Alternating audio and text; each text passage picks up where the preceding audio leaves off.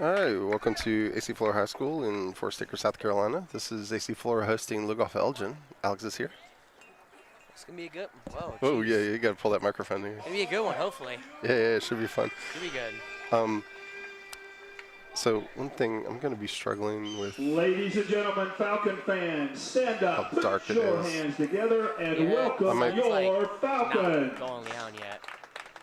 Yeah, I might In manually right field, adjust. number 18, Charlie Scott. Behind the plate, number 21, Tyler Hernandez. Second baseman, number 7, Roper Winsky. At shortstop, number 1, Jack Chatwood. Designated hitter, number 15, Zach Sneed. On the mound, number 22, Sam McCutcheon. In left field, number 2, Rex Best. Center fielder, number 29, Evan Smith. At first base, number 32, Monty Lafitte. And at third base, number 9, Joe Ray.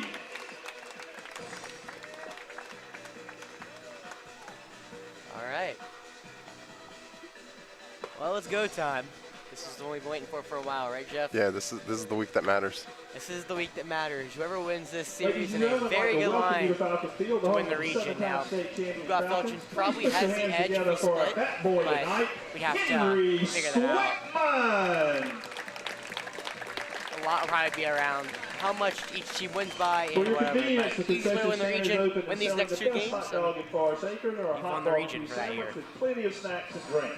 Yeah. So for people watching at home, ooh, I'm really hot.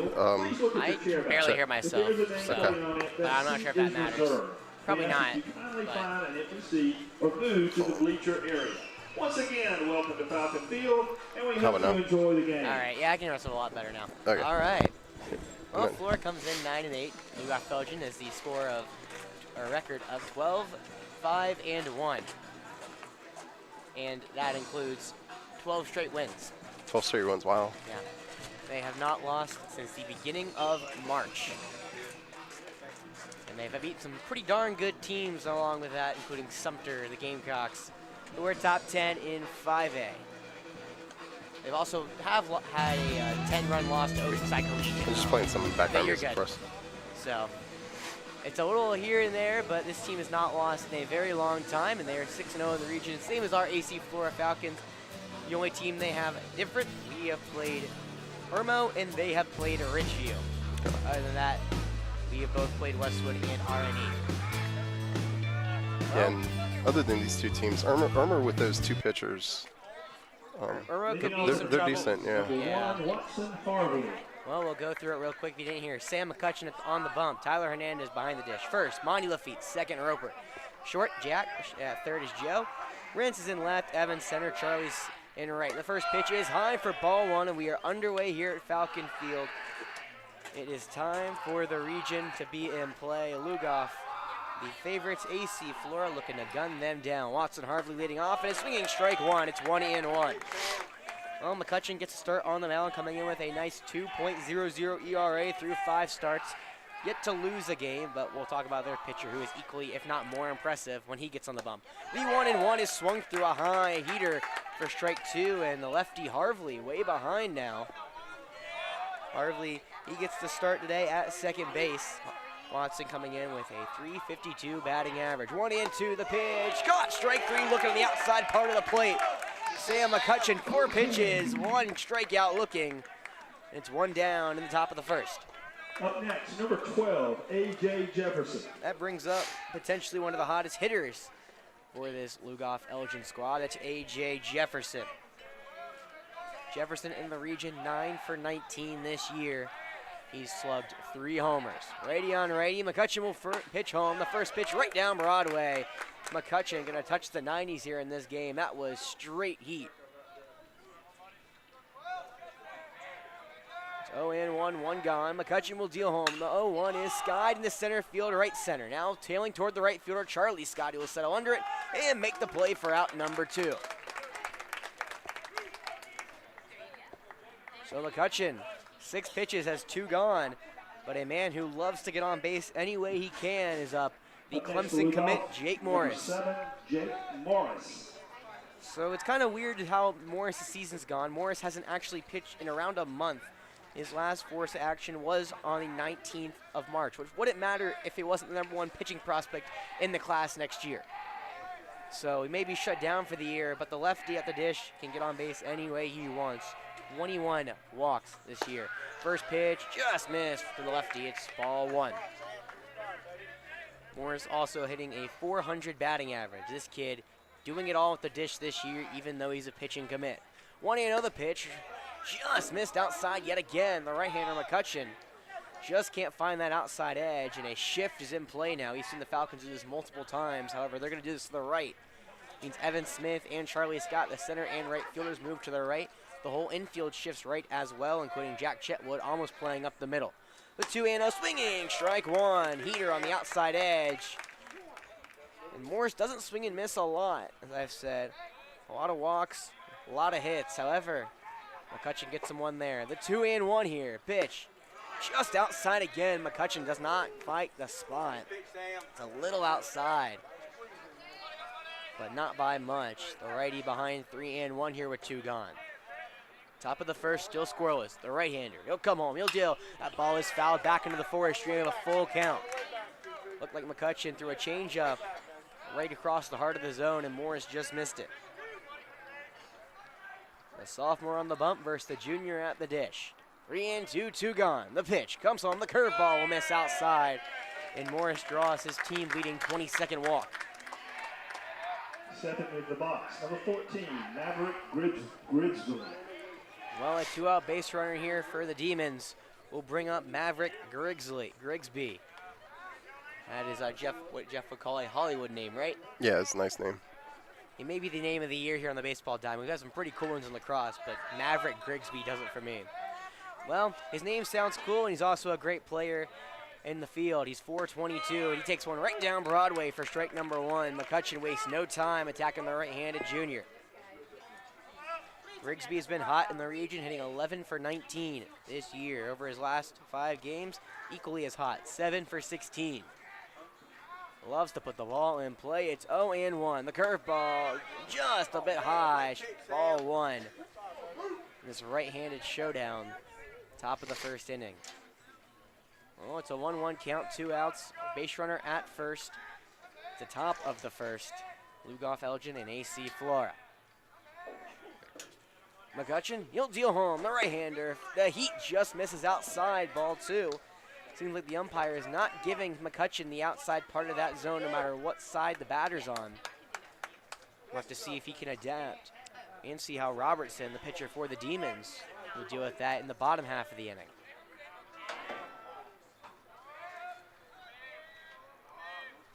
It's 2-1 the count, righty on righty. Jake Morris goes the pitch. That one's sliced and foul down the right side and will get out of play. So we'll do a 2-2. Morris, who had a great jump on that pitch, has to walk back from second.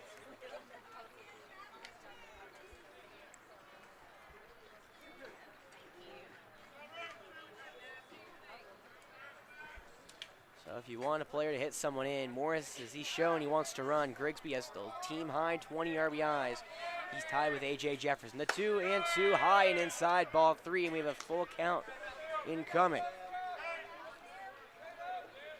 So after McCutcheon got the first 2 outs in the inning with 6 pitches, he's now walked Jake Morris, and now another full count here from Maverick Grigsby.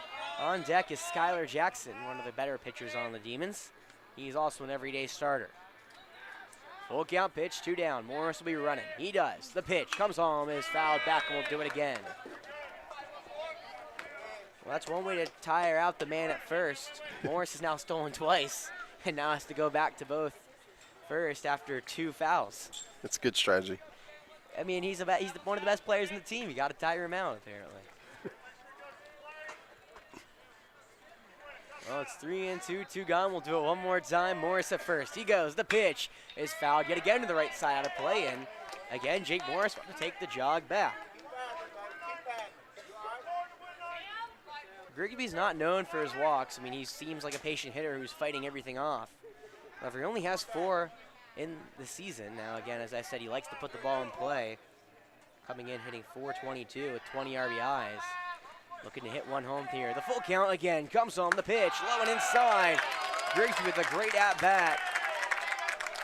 That was 9 pitches, I think, to Grigsby, and he will take first. So two runners on, 2 outs. McCutcheon relinquishes back-to-back walks, and the right-handed Skylar Jackson will dig in. Skylar, one of the 9 seniors the Demons don this year, has 2 home runs, and he's equally as impressive on the bump, pitching 161 ERA. As now Tyler Hernandez will bring the slow walk out to his pitcher. Hey, so Alex, you can't see this, but on the stream, I changed the color of the bases on the scorebug from red to Flora blue. That's beautiful. Yeah, it really is nice. You see, ever since I started using other pens in my scorecard, it's a lot more fun. You're not the only one. I get tricks. I enjoy it personally. So Hernandez comes out to talk to the pitcher, and we'll do it again. It's 2 down now for the 5-hole hitter. He has 2 men on for Skylar Jackson. Jackson's hit 2 homers, 12 RBIs. He'd love to drive in a couple more right here and put the Demons on the board in the top of the first. McCutcheon started out strong. He's looking to finish the inning. Righty on righty. McCutcheon, he'll slowly now come home. The first pitch, strike 1, looking outside part of the zone. Nice pitch from McCutcheon, who seems like he's been just missing the outside part of the zone. Finally finds it there. He's ahead 0-1. There's 2 down, top of the first inning. The Falcons have 2 men in scoring position, or 2 men on against them. They're looking to get out of the inning. And now a pick off to second. McCutcheon throws one low. Nice dig out by Chetwood, but Morris slides back easily in time. Yeah, you know where Chetwood was, it looked like it was a bad throw, but it was actually almost perfect. It wasn't as bad as I think we both gasped. Was that throw? Because it didn't go to Jack. Correct. but it went where it should have gone. You're right. I thought it was going to bounce into Jack, which luckily that ball stayed out of center. Well, McCutcheon ahead 0-1. He'll come home with it. The curveball, that ball's chopped over to third, and Joe Ray will field it foul territory. I would have got out of the inning. Instead, McCutcheon has to throw at least one more, but he's ahead 0-2. So McCutcheon leads the team in strikeouts. He has 28 coming into today. He's added 1 more in the top half of the first, but he's also added to his 9 walks. He's now made it 11. He now breaks that tie between Tyler Hernandez and Rintz Best for the team lead. Not a category you want to lead in, but still, he has that Achilles heel. If it gets that far on deck, it's the left fielder, Logan Crane. But right now, the right-handed shortstop, Skylar Jackson, trying to extend this inning for Lugoff-Elgin and add to that 0 on the board and put a couple runs across in the top of the first. It's 0-2, 2 gone. Runners at first and second. McCutcheon, he'll come home with it. The pitch, fastball misses outside. It's ball 1. McCutcheon loves throwing that heater, as you've seen early. That one just missed on the outside edge in the left-handed batter's box, so we'll go to 1-2 now.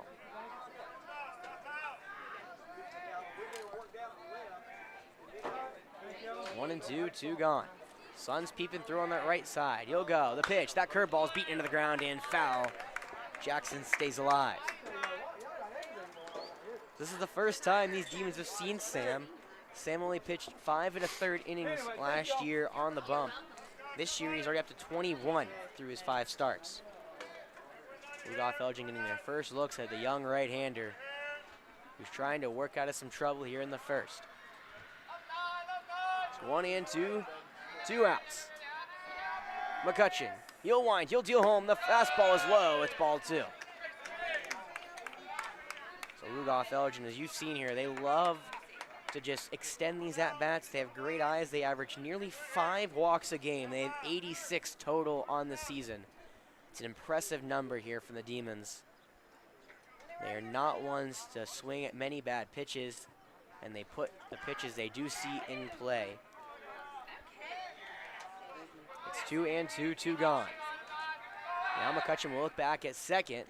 However, Roper wasn't there to cover. Well, enough in time, so no throw is made. The Clemson commit standing over at second, Grigsby at first. Morris and Grigsby have both been thrown out trying to steal a base. I doubt they'd attempt one here, as the count is 2-2 with 2 outs. It's the opening frame. The pitch comes home. The curveball is low and gets away from the catcher, Hernandez. So they don't have to be thrown out that time. They can both move up on a wild pitch and put 2 runners in scoring position.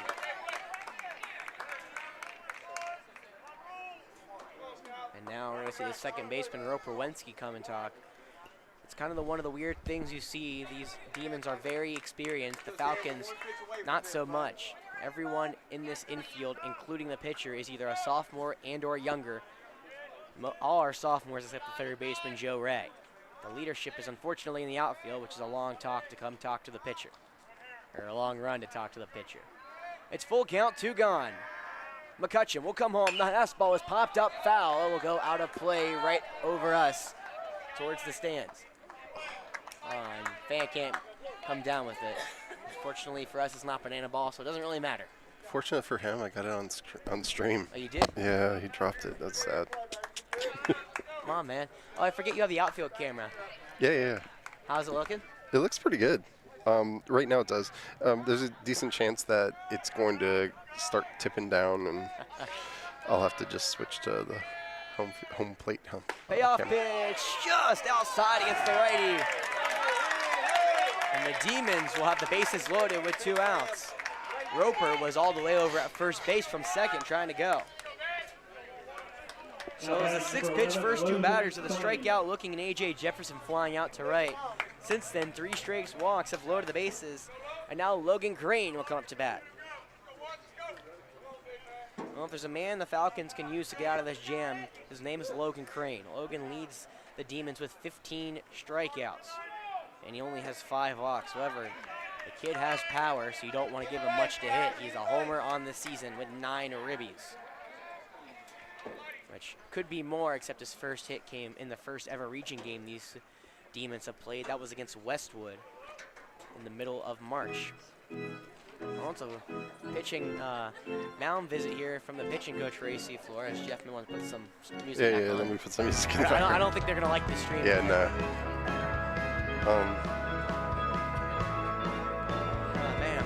Yeah, we're still live if you want to say something. No, I know. I'm just thinking. I mean, I've talked a lot this inning. Yeah, I was just thinking we might have one of those 3.5-hour strike zones. Yeah, I mean, it's one of them. That payoff pitch missed by much? No, and there were some earlier pitches that were pretty close. Okay. But well, we'll see if the umpire stays consistent. We saw in that Miller game there was a lot of inconsistency throughout the longevity of that 4-hour marathon me and Jeff endured. yeah. We'll see how it happens. It's righty on righty, 2 gone, bases juiced in the opening frame. At the dish, Logan Crane. The pitch, swinging strike 1. Put a changeup by Crane.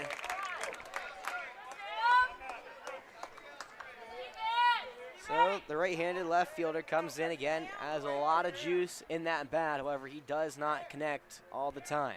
It's 0-1. The pitch is now fouled back, and right there, McCutcheon throws 2 straight strikes, and the Demons are now behind 0-2.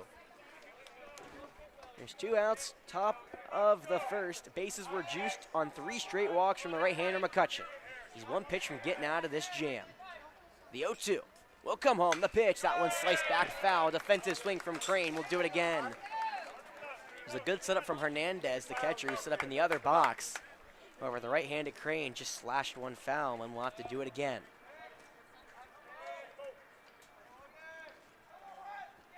Well, it's 0-2, 2 gone. McCutcheon, he'll wind, he'll deal home the curveball. Got him looking, strike 3. McCutcheon paints the corners and finds the K. The Falcons get out of bases loaded, and we'll go to the bottom of the first. Falcons going to try to get some much-needed offense, something they haven't done in a while. We'll be right back here on Definite Fiction.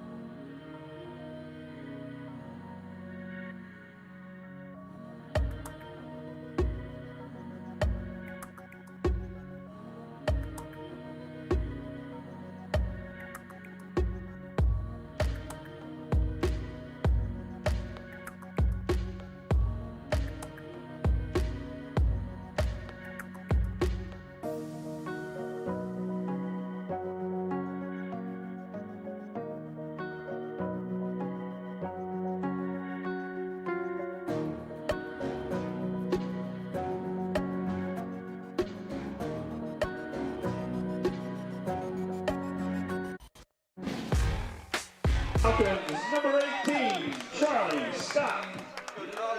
Well, the Falcons have a tall task. The right-hander on the mound comes in today with a 0.25 ERA. That's Billy Robertson, the Maryland Eastern Shore commit.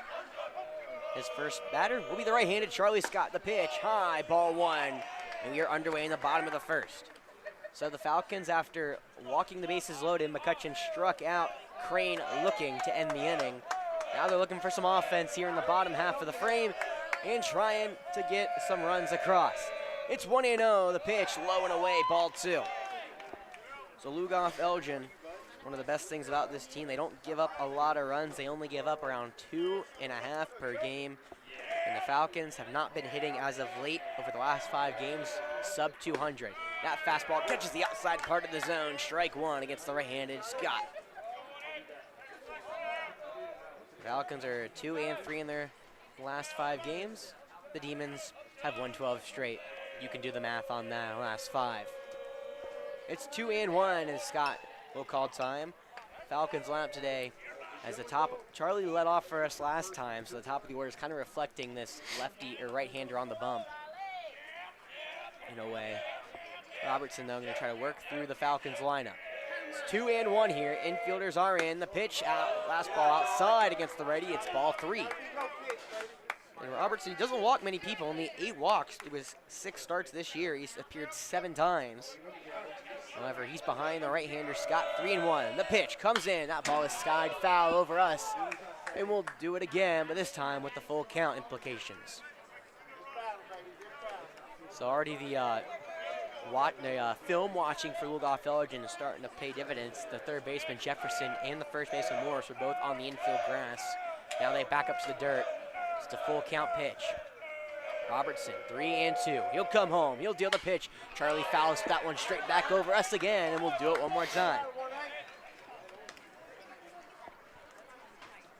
So Charlie comes in today in his last 5 games, one of the better Falcons on the plate. 5 for 13 with 3 RBIs. He also leads the team in stolen bases. He just needs to get on. The Falcons, it's a 3-2 count. Robertson will come home. That pitch lined into center field. Going back is Butler. Toward the wall, toward the warning track. He'll have some room. And he'll make the play on the warning track for out number 1. Hard fly out for Charlie Scott to lead off the inning for AC Flora.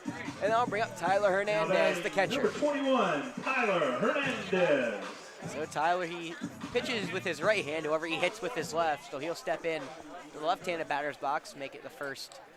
Now, I'm not sure what's going on. It's Coach Hallett now coming out onto the field the whole way. I'm not sure what's going on, but Coach Hallett's now standing at shortstop. And the center fielder, Butler's going to come in and see what's going on. Nehemiah's going to pick something up. I'm not exactly sure what's going on currently. It doesn't seem like wasn't a very disputable play. No. I think it's a field thing. Huh? Issue with the field. That's not good. Yeah, it looks like Colby Ridgel. You're right. Probably ran across to go get something out of the tool shed. Some more dirt. How about that? They overwet the field because there's not a cloud in the sky here now across Forest Acres. I wonder, maybe shortstop slipped on that? Probably. Well, had to be theirs, though. Yeah. Because Chetwood didn't get much action over there at short. Quickly, the Demons on it for those who are tuning in from the Lugoff side. Billy Robertson on the mound. Turner Goff behind the dish. Jake Morris at first. Watson Harvey at second. Skylar Jackson manning the shortstop position. AJ third is the hot corner. AJ Jefferson is the hot corner at third. AJ third, whoa. Logan Crane in left. Michael Butler center. And Maverick Grigsby, the best name here in this game, is in right field. All right, we got to mute. Or, yeah, actually, we can keep talking. Just have to have music in the background. Chicken dance, you know, it's one of those things that gets you tripped up. I mean, hey, they just shouldn't play the chicken dance anymore. Coach Hallett put in work. So what time do you have to leave the office tomorrow, Jeff, to make it up to, I can't remember where you're going, like Riverside. Riverside. Well, I don't get to stream, so I don't have to leave until like 4 o'clock. They streamed to NFHS. And they want people to pay for it, I guess. You're going to film then, right? Yeah, I'll film. Yeah. What time do you have to leave the stream? Wait, what? What time do you have to leave the stream? I have to stream. I want to get there an hour ahead, so like 3:30. Get there 5:30. Okay. 6:30 game, I think. Gotcha. No music in the background. So, But, get a day off from streaming, I guess. Yeah. Maybe I can join you for Saturday's game. Who knows? Yeah, that'll be your hometown. Greenville? Yep. Against Christchurch. Oh. Yeah, they suck. Well, first pitch to Hernandez. That's one sky the other way. The lefty puts it into left field as Logan Crane makes the easy out. And there's 2 up, 2 down here for Robertson.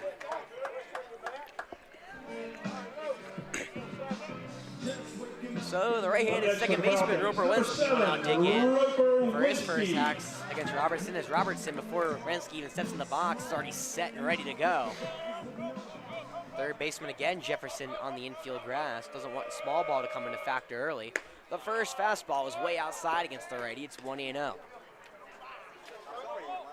So the Falcons trying to get some 2-out magic of their own after Lugoff-Elgin loaded the bases off for 2 outs from some walks. See if Flora can figure it out. However, Roper takes a fastball right down Broadway for strike number 1. Well, Roper about average coming into the day over his last 5. 3 for 12. However, he downs to 5 RBIs. The 1-1 bounces in, and it'll be 2-1 as Turner Goff has to skip away from him. Roper, after his 2-game set with the Eagles of Hilton Head Christian Academy, now tied for the team lead in RBIs, but he watched the fastball stay just outside for ball 3 out. Kind of surprised me. Oh, and didn't miss by much. Yeah, the catcher had to frame it. But My bad. 3-1, 2 gone. Bottom of the first. Roper hard hit to the left side. Jefferson, the third baseman, puts a body on it, but he can't get the throw over to first as Roper Wensky will have an infield single for the first hit of the game.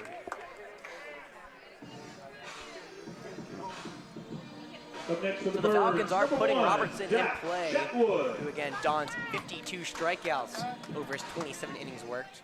He'll now get the right-handed Jack Chetwood here.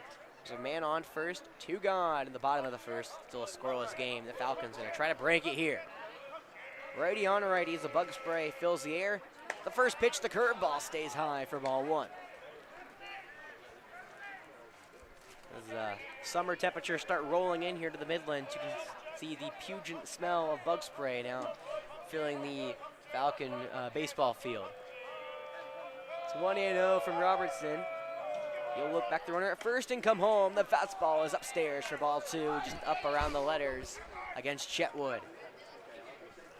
Both these teams are state champions. However, Lugoff-Elgin hasn't won a state championship since 2010, and that was in 3A. The 2-0 coming home. The fastball is inside for a strike. It's 2-1. Caught the inside part of the zone against Chetwood. they're going 5A next year? I don't think so. I can't remember. I don't think they are. I think they're one of the teams that's staying in. It's 2-1, 2 gone. The pitch, that's right down the middle, but skied in the center field. Butler move over to his left and make the play.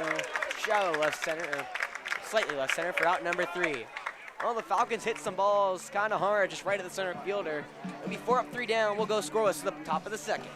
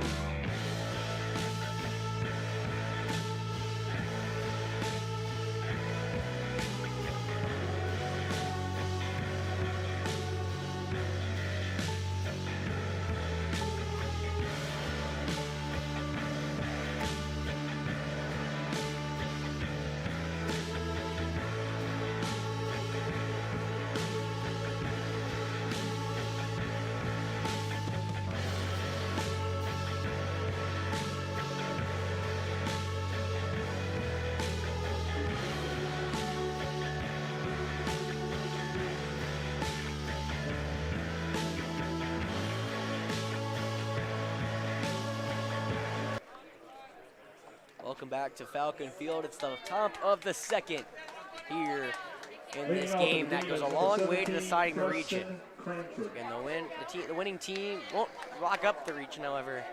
They'll be in the driver's seat for the region. Well, McCutcheon had 3 walks and 2 strikeouts in his first inning of work. However, the thing that matters, the 0 on the scoreboard. Look at the bottom of the order as the 7-hole flies that one to the right side. It's out of play. That was the right-handed Preston Cranford, who hit the top of the Falcons dugout. How about that? No, it hit the light. Oh, hit the light. Yeah, it hit one of the canisters on the light, the top of it. So. I assumed it bounced up. I didn't see that. Huh. Well, it's 1-0 here to Cranford as that one's hit at the exact same spot, maybe a little to the right. It's 0-2. Well, Cranford is DHing tonight for Robertson. He's been getting a lot of playing time as of late. I would assume he was injured toward the season. They don't give that information to me. But he's 8 for 23 so far this season. The 0-2 comes home. The fastball just missed.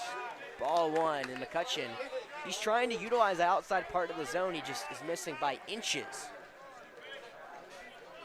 Well, it's a righty on a righty, and the junior at the dish trying to get one in. The fastball misses inside. Ball 2.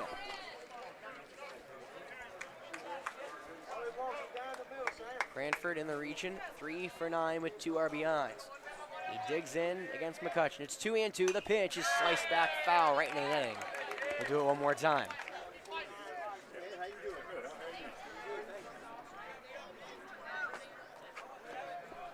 Falcons are trying to keep the score at 0-0. It's top of the second. Nobody gone. 2-2 the count. The pitch home. That one's soft. Grounded up the middle for a base hit. It looked like it softly, but it got some giddy up to it. And it will get into center field past the glove of the shortstop, Chetwood. It's the first hit for the Demons tonight. And a no-out base runner here for the catcher, Turner Goff. Now batting number 13, Turner Goff. Well, Turner Goff has not had the season he's wanted to. If you remember that name and you watched some Legion ball with me this summer, Turner was part of the Camden 17ers. However, so far, starting catcher for the Demons only has 4 hits. He now shows bunt. The runner goes. That ball is down right in front of the pitcher. With the steal, McCutcheon has nowhere to go but first for the first out.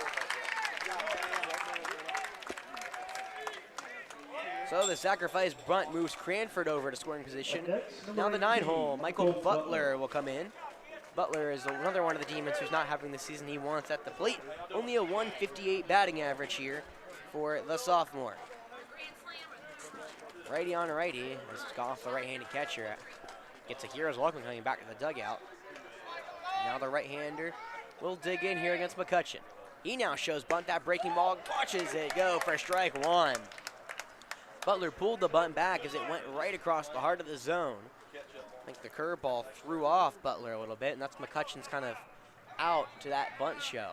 It's one of those weird things that pitchers do, that they'll kind of get scared with the bunt. McCutcheon's just thrown 2 straight curveballs to it. No bunt there. The 0-1 is shot right at Chet with the shortstop. He'll have the runner off the bag, and he'll step on the bag for out number 2. Right place, right time. Jack Chetwood catches the line out, steps on the bag. It's a double play, and the side is retired. The Falcons will come up in the 0-0 game, trying to break it to the bottom of the second.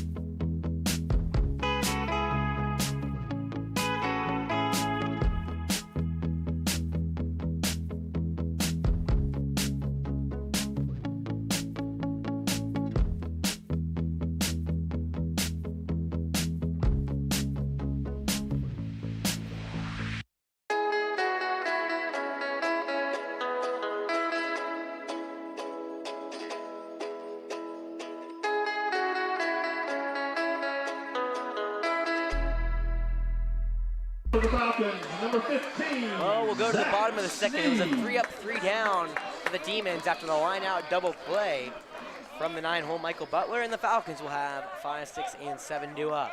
That's the left-handed Zach Sneed. He'll get his first cracks at the right-hander Robertson, who almost hit Sneed with the fastball low and inside. It's ball 1. So Zach has been battling back from that ACL injury. Unfortunately for Zach, he's yet to have the really hot streak he had last year as he watches a strike up around the letters go by in the outside part of the zone. It's 1-1, righty on lefty. Robertson, after a 2-out single, he's got to fly out, and that one's sky high in the infield. Looks like it's up the middle. The shortstop, Skylar Jackson, looks to be calling everyone off, and he'll barely make the play for out number 1. He had to kind of go over to his left and almost fell down. Now batting for the Falcons, number 2, Rent Best. Well, Rentz Best will now dig in. He's one of the 2 seniors who's an everyday starter here for AC Flora. Rentz is hitting .316 this year, and the only Falcon to don a homer. It's 1 gone to the bottom of the second. The curveball just in there for strike number 1. That one caught in the lower part of the zone. May have been a slide piece from Robertson, but he's been dominant so far on the mound. It's 0-1, 1 gone, righty on righty. That fastball's way away for ball 1. Looks like Robertson's getting a little bit of the, I wouldn't say like nervous, but he's over pitching a little bit here. The 1-1, yeah, swinging, strike 2. Wentz made to look like the jester after he swung at 1. That fooled him, an off-speed slider it looked like, so now it's 1-2.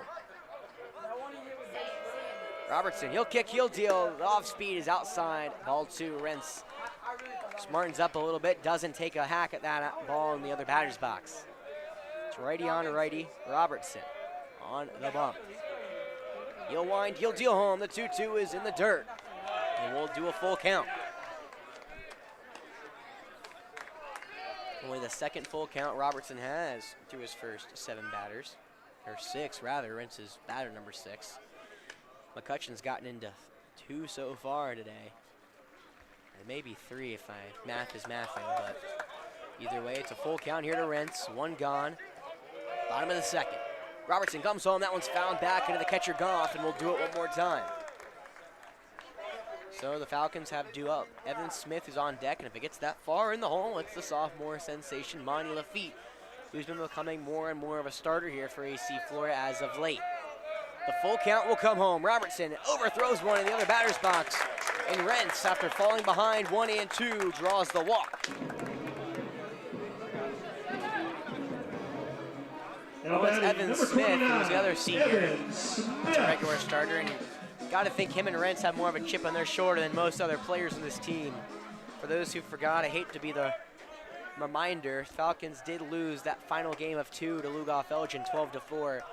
That allowed Lugoff-Elgin to win the region last year, and many of these Lugoff-Elgin players have a fond memory of that game, as that's, when you look through those seniors and their kind of their little bios, their favorite memory as a Demon, that game itself.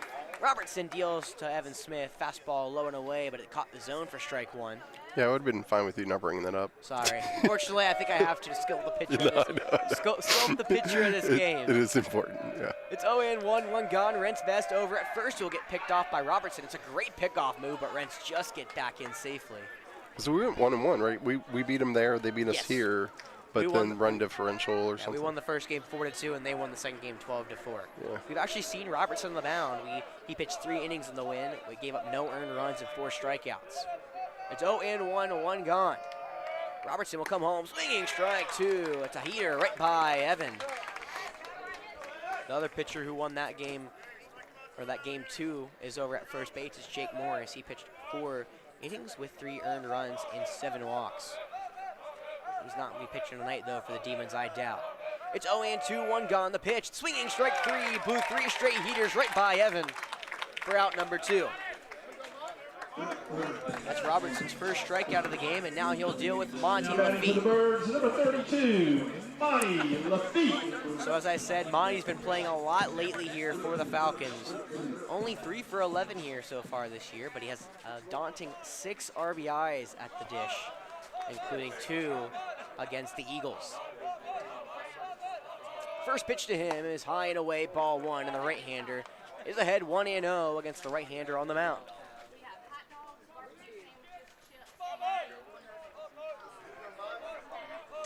Monty showed off his prowess on the mound against the Eagles. Now he's looking to do at the plate against the Demons. It's 1-0, the pitch, right down Broadway, strike number 1. Let's go, Monty.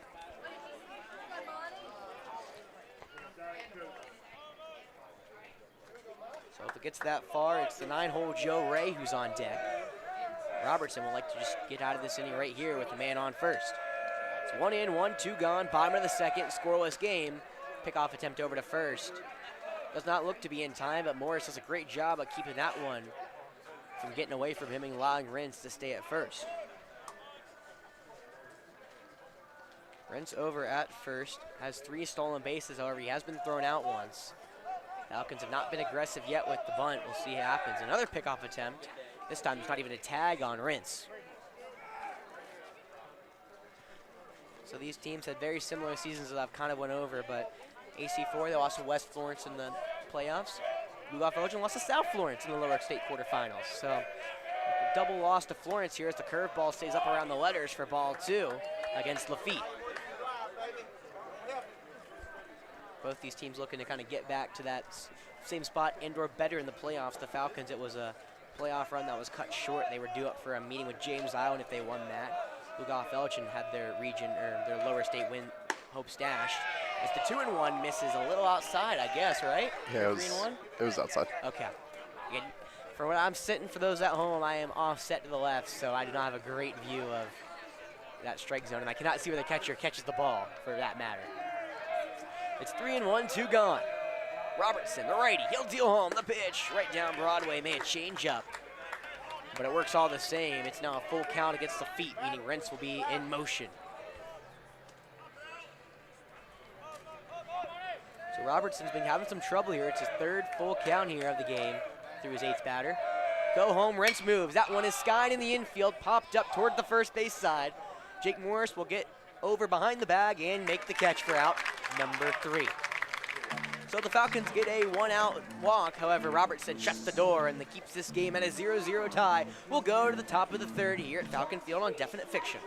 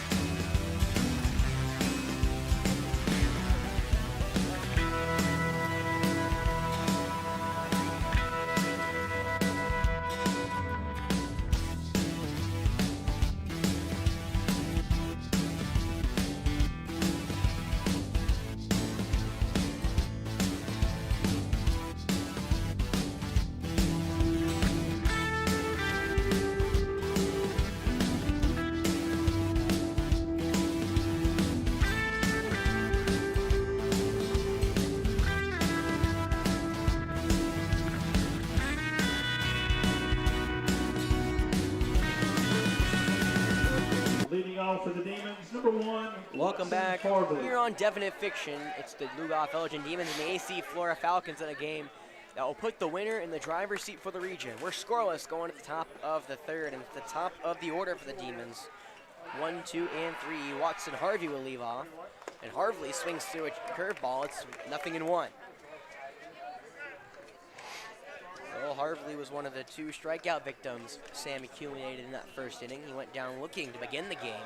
He's behind 0-1 in the high arching curveball right down the middle for strike 2. That one dipped in late, and the left-hander Harvey behind quickly.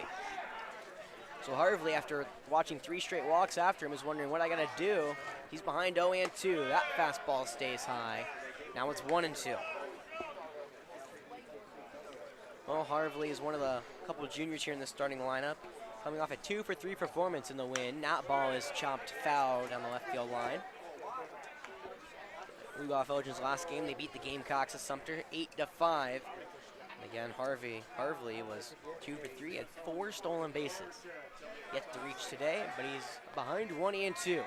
The right-hander on the mound will come home. The pitch is low and inside against the lefty. It's now 2-2.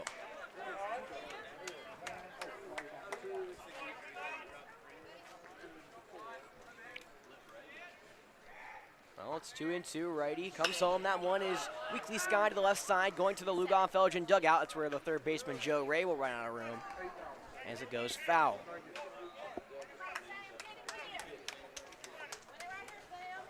So Sam, who now wondering how I got to get rid of Harvey.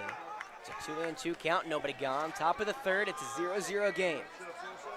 The 2-2 will come home as high for ball 3. And McCutcheon, what feels like it's around 4 or 5 full counts in this game, if I can talk correctly, when I have to do one more.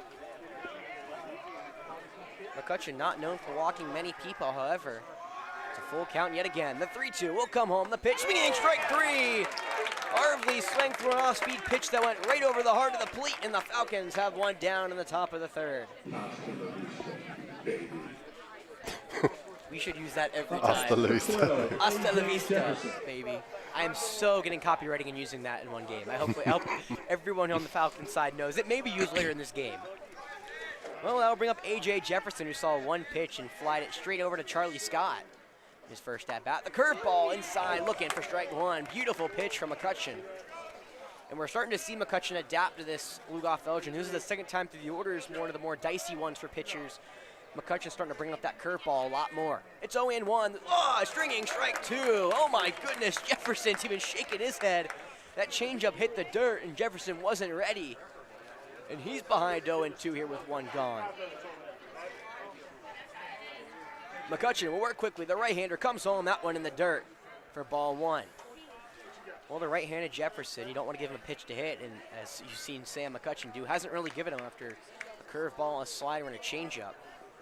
All that are out of the zone, might I, or one was caught the inside of the zone, but the other 2 are out of the zone. Because Jefferson has 3 homers, 20 RBIs. It's 1-2. McCutcheon comes home, and Jefferson fouls that one back over the netting. We'll do it one more time. It's 1-2, 1 gone. So Jefferson against the Falcons last year was 1 for 4. He had 3 strikeouts. He's now 1 for 5, including tonight. It's 1-2, 1 out. The pitch comes home. It skips in for ball 2. McCutcheon did not see these demons, as I've said earlier in this contest. He's now going through his second time of the order, so we'll see how much the Lugoff-Elgin team, a team that's looking to make a deep run into the playoffs again, will have on him after they saw him for the first time. It's 2-2. The curveball hits home plate for ball 3.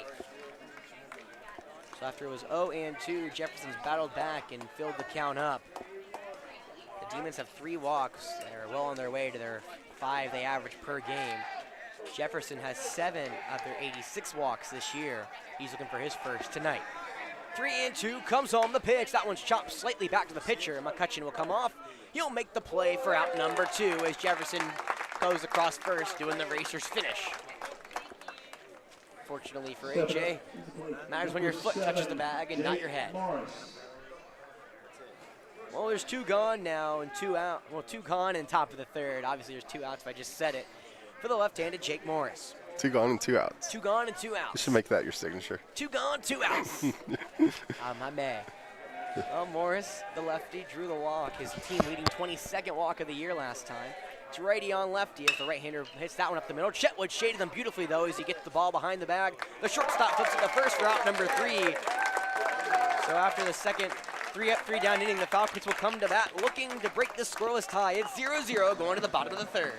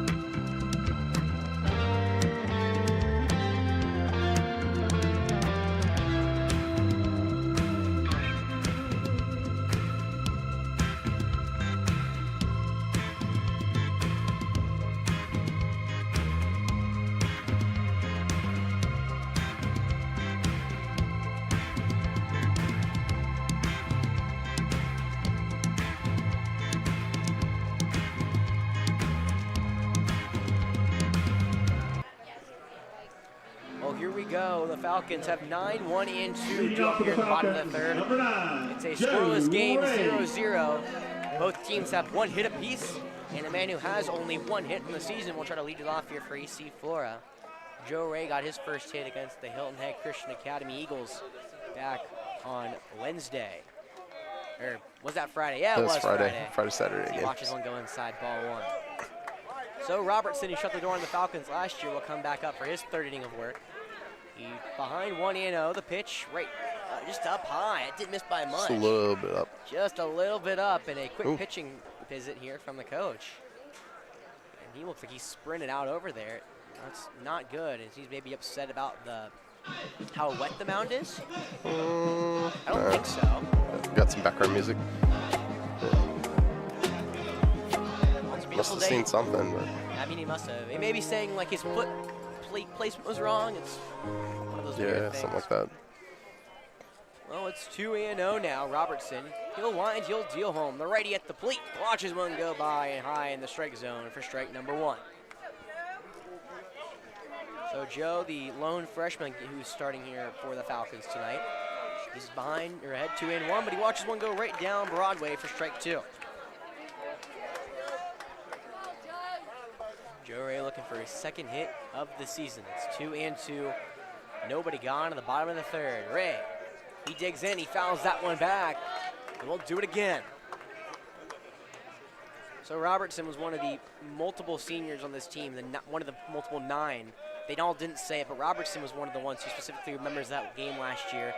He comes home, the fastball catches the outside part of the dish. Strike 3 looking for Joe. So top of the order, we come back, and the man who remembers that game very well, Charlie Scott, will dig in. Charlie is yet to record a hit in his high school career against Lugoff-Elgin. He's 0 for 3 as he now is in his 3rd game. Well, it's Robertson's 2nd time through the order, starting now. We'll see if the Falcons can time him up better after accumulating 1 hit through the first. First pitch to Charlie, the breaking ball goes over his head for ball 1. Falcons hits have got to come in what bigger spot when they come against the Demons. They've been out hitting 2 of their last 3 games, and they have not won a hitting battle before that since earlier in the Forest Acres Classic. Robertson brushes Scott off the right-handed side of the batter's box. It's now 2-0 here against the sophomore in right field. He flew out to center, a long, hard flat to begin. The Falcons hit, and that one's low in the zone, caught looking, strike 1. Fastball paints the outside part of the zone.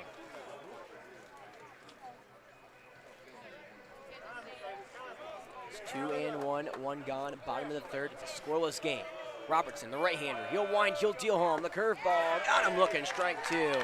Nice pitch. I think it's more of a slider than anything, but Robertson is slotting that in beautifully, and as he does with every pitch, as the Falcons take their time getting back in the box, he is set and ready to go.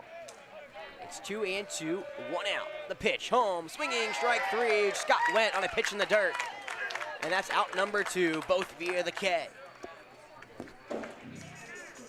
So Robertson, who seems to be getting better over time at this point, now has 2 gone here in the bottom of the third. 2 gone, 2 out, as I said earlier. Now Tyler Hernandez will be the lefty to deal with him now. Tyler flew out to the left fielder. Last time up, it was an oppo hit that just stayed in the air a little too long. First pitch to Tyler, low, ball 1. That slider was just low of the knees of Hernandez. Well, Tyler leads the Falcons in on-base percentage, .492. However, the last couple games have not been his friend. The 1-0 is high up around the letters. No, a strike call. Wow, never mind. It's now 1-1 here. But Tyler in his last 5 is 2 for 14. He does have 2 walks, though, getting on base 4 times.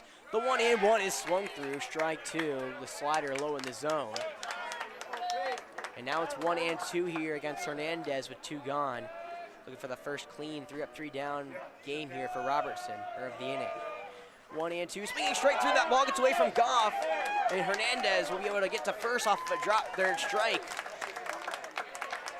The so reliable Goff, who's been behind the dish pretty much every time here for the Demons, couldn't glove on that, stayed off the dirt.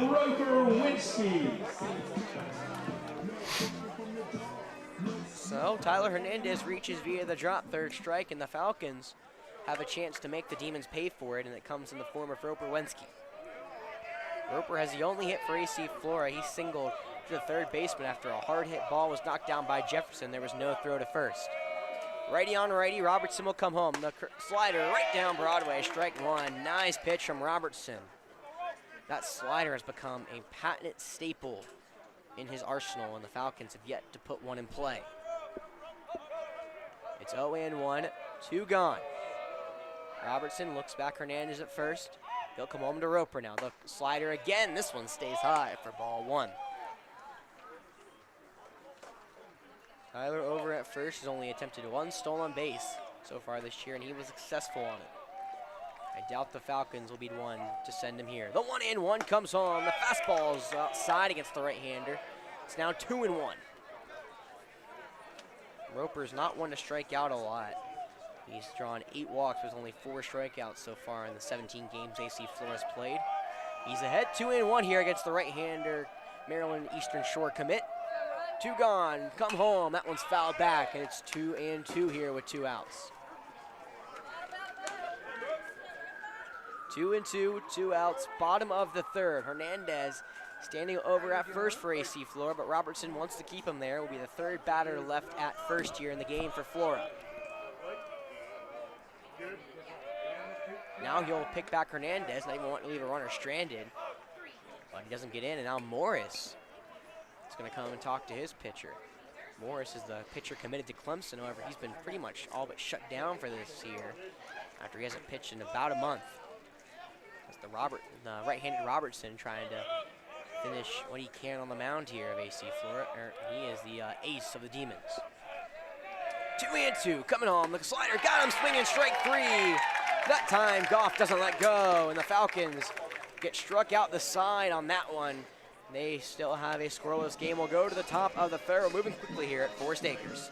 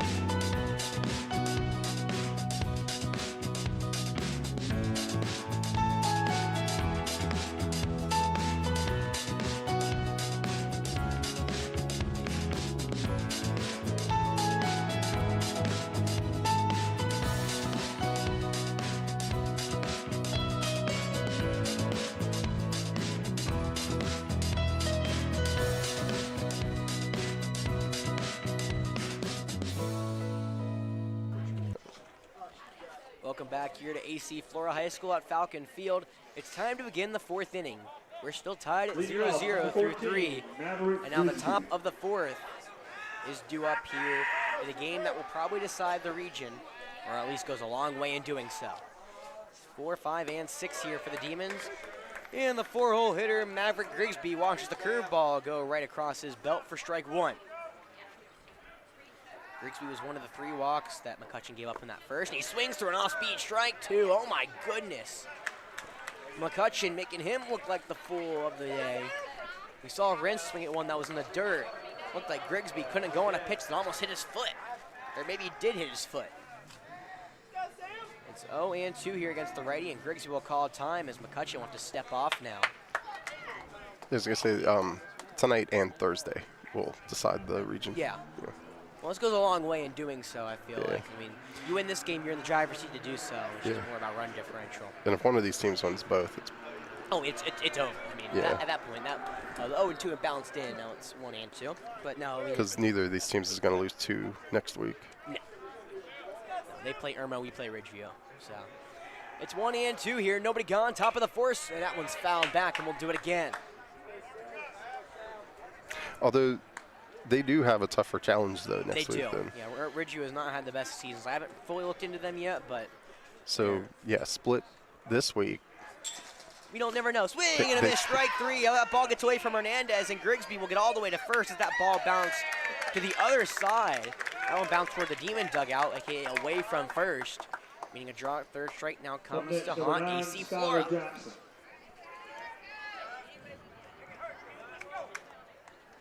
That is the 4th strikeout there for McCutcheon, even though it was dropped. There's now a no-out base runner as Hernandez will come out and calm his pitcher down. It was a tough ball for Hernandez to get. That basically broke right on Hernandez's foot. And I had to probably slide in to get in there, and I just couldn't do it in time. Well, now there's a man on for Skylar Jackson, who was able to get on via the walk last time, and now Coach Hollow going to come and talk to the umpire. Again, something I'm not sure about. What's going on? It seemed like a pretty blatant play what just happened. Drop third strike that got away from Hernandez. Not sure what Coach Howlett's talking to the umpire about. We get a look at the plate. Can you have an interference on Probably not, because I mean, drop third strike? Yeah. I don't think Grigsby got in the way of the catcher Hernandez. Which, I mean, at that point, that would be the only interference it would be because there's no throw. Oh well, no. It could be like I didn't see anything, but like when he gets up and then goes for the ball. I didn't see. But yeah, I didn't I see don't anything think happen. And the only thing I think of is maybe the man now at the dish, Skylar Jackson, maybe got in his way, but I don't think he got in Hernandez's way at all. So Yeah. seems like a pretty clear cut play to me. But just the play-by-play announcer here. Well, nobody gone. Top 4. After a drop third strike, Maverick Grigsby's at first. And the right-hander, Skylar Jackson, will dig in. Before that ball bounces away from Monty Lafitte. And now there's some trouble getting over.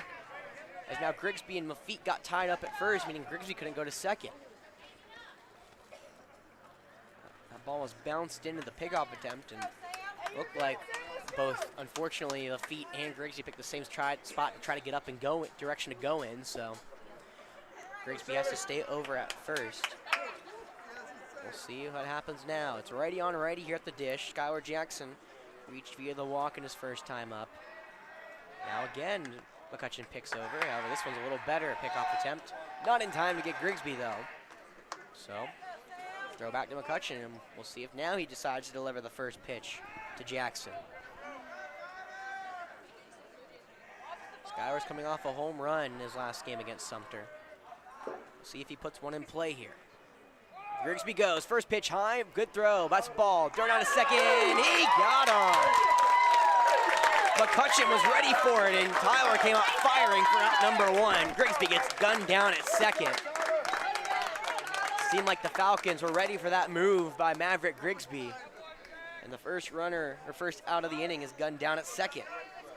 It's the second time Grigsby's been thrown out this year. He's now 4 for 6 in his stolen base attempts. Yeah, I don't know what Tyler's numbers are, but we've seen several. Unfortunately, I don't have those numbers on me. I have to probably get them from the official stat book. The 1-0 is high, and now it's ball 2. Well, now McCutcheon can turn it back to the right-handed Jackson. However, the right-hander, very tough to deal with. He has a career-high 5 RBIs earlier in a game this year against the Hawks, the University Hawks, rather. I don't know exactly what team that is because, fortunately, I don't know the University Hawks, but I think maybe an out-of-state team and can only go through so many high schools. The 2-0 comes, home swinging strike 1. Fastball in the inside part of the zone, and Jackson couldn't catch up to it. Well, Skyler was one of the people who did play in this game last year. He was 2 for 7 against the Falcons over 2 games, so 2 strikeouts. The 2-1 is low and away for ball 3. It didn't miss by much if it did, and the right-hander at the dish is ahead 3-1 here against McCutcheon. There's 1 out in the top of the 4th. Game is still 0-0 in a game that will go to probably decide the region, or it goes a long way in deciding the region. It's ball 4, though, up around the letters, and Jackson will throw his bat and walk for the second time today. Now batting number 11, Logan Crane. So Logan Crane is now up here for the Demons. Logan back in the first inning, struck out looking to end the bases loaded jam that McCutcheon got himself into. Over at first is Skylar Jackson. He's also been thrown out once this year, but he has 5 stolen bases along with that 1 throw out. Now again, Hernandez from behind the plate will come and talk to McCutcheon. You gotta wonder if maybe they thought they got their signs at this point, because, I mean, There's nobody in the bullpen, so it's not like a. no, we probably warm some up if we do in the middle of these 2 innings, I'd have to bet. Yeah. It's more of I'm wondering, does Hernandez have a read on when the Demons are going to try to take off and when they don't and all that fun stuff? Yeah, it could be. Well, after the walk back, we'll do it again. Well, 1 on, 1 out, top of the 4-0-0 game, and Logan Crane will dig in. Logan has 9 RBIs. His Achilles heel now, 16 strikeouts on the year. First pitch to the right-hander, that one's lined, but down the left field line and foul. Looked like an off-speed, maybe a changeup that Crane jumped on and got way ahead of. That one never stood a chance of even being close to fair. 0-1 now. McCutcheon will come set. He'll come home now. The pitch, that one's skied in the right field, and that one's trailing toward the out-of-play territory, and it will hit the Falcon bullpen. Now there is some movement starting to go over there as Lucas Beal, the catcher, has gotten up for AC Flora. Fortunately, if you've been a regular viewer of AC Flora Athletics, me and Jeff cannot see the pitcher warming up for AC Flora, while we have the best view of the opposing dugout and their pitching, their mound, or bullpen, whatever that is. It's 0-2, 1 gone, and now McCutcheon will throw back to first. Nice pickoff attempt, but not in time. Some good job by Jackson to get back. Would have been the second out on the base pass there from the Demons.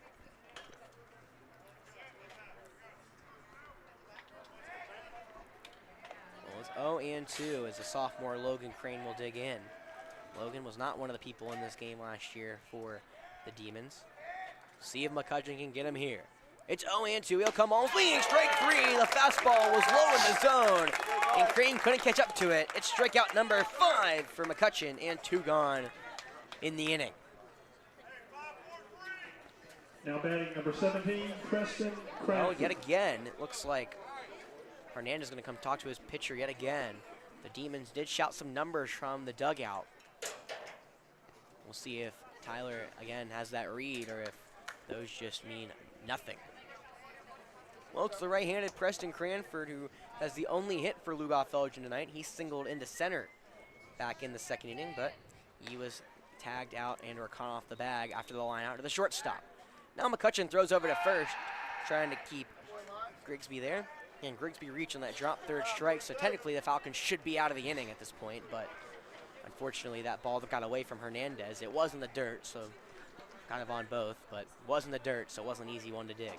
First pitch home, Cranford that chopped over to short. Chetwood has to play it back on the hop. He'll flip it to second, and the side is retired.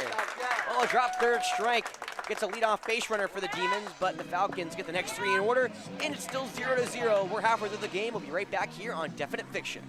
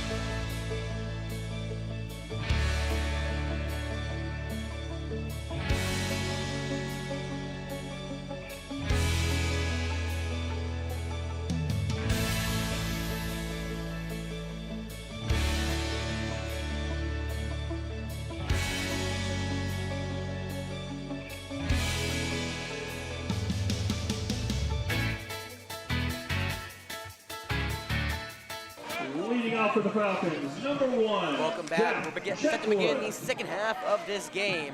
The Falcons have now been struck out 5 times from Robertson, who's gotten his average to just under 2 strikeouts an inning. It's now 4, 5, and 6-2 up for AC Flora. And right-handed shortstop Chetwood watched the fastball hit the outside part of the zone for strike 1. Chetwood back in the first, flew out to the center fielder to end the inning. It's behind 0-1. The right-handed Robertson will bounce that one in, and it's ball 1. So do it for AC Flora. It's Jack Chetwood, Zach Sneed, and Rents Best. That's 3 runs right there. I'm hoping. Falcons have only had 1 hit in this game, and they've only walked once. So only, if you're doing the math, 2 base runners. However, that is 3 because there was a drop third strike. That one slider was slotted in beautifully on the inside part of the zone. It's now 1-2 here against the young sophomore. Jack leading the team in RBIs, or tied with the lead. A slider over to the left side. That one's gloved by the third baseman, Jefferson, who whips it over to first for out number 1.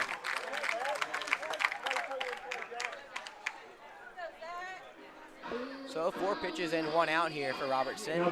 Zach Sneed, the left-handed DH, will come up. Sneed did play first base over the weekend. However, in this game, they're DHing him. He's one of our normal left side of the infield type of players here for AC Flora.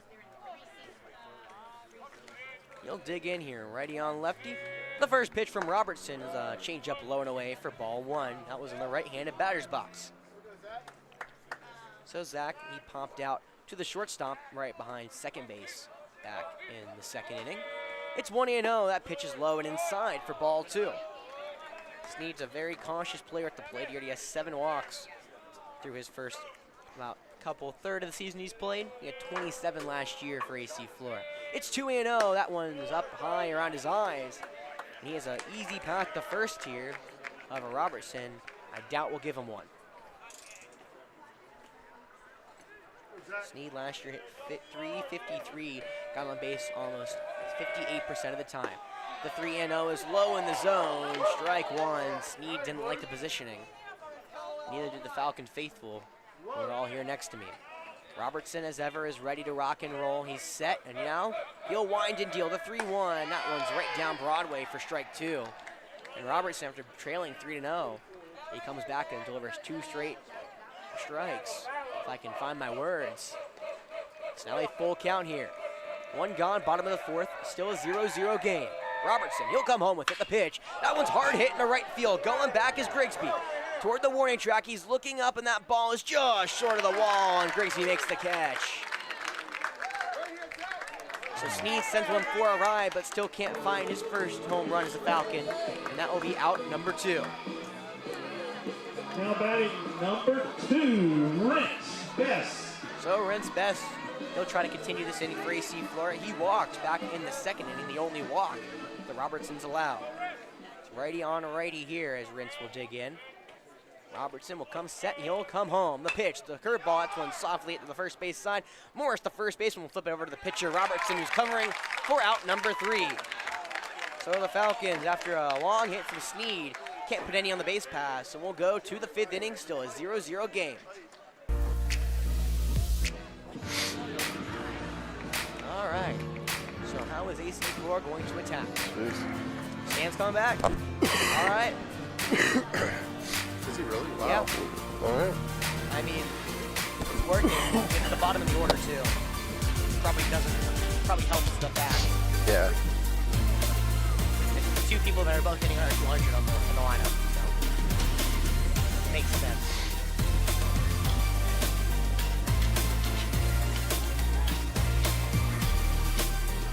Holy crap. What's that? You know the Florida kid Caglione? Who? Caglione, the Florida kid? No. He's like the switch hitter. Not the switch hitter. He pitches and hits. He hit a ball 516 feet. Dang. Over the scoreboard. Jeez.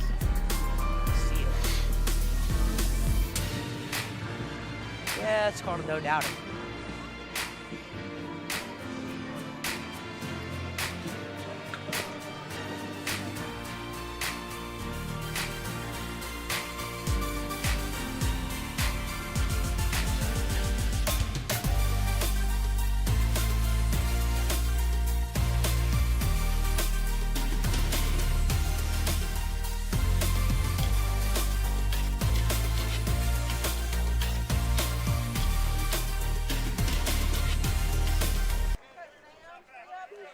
we go. It's the 5th inning Leading here off at the Falcon Demons, number Field. 13, This game will go a long way to decide Goff. who wins the region.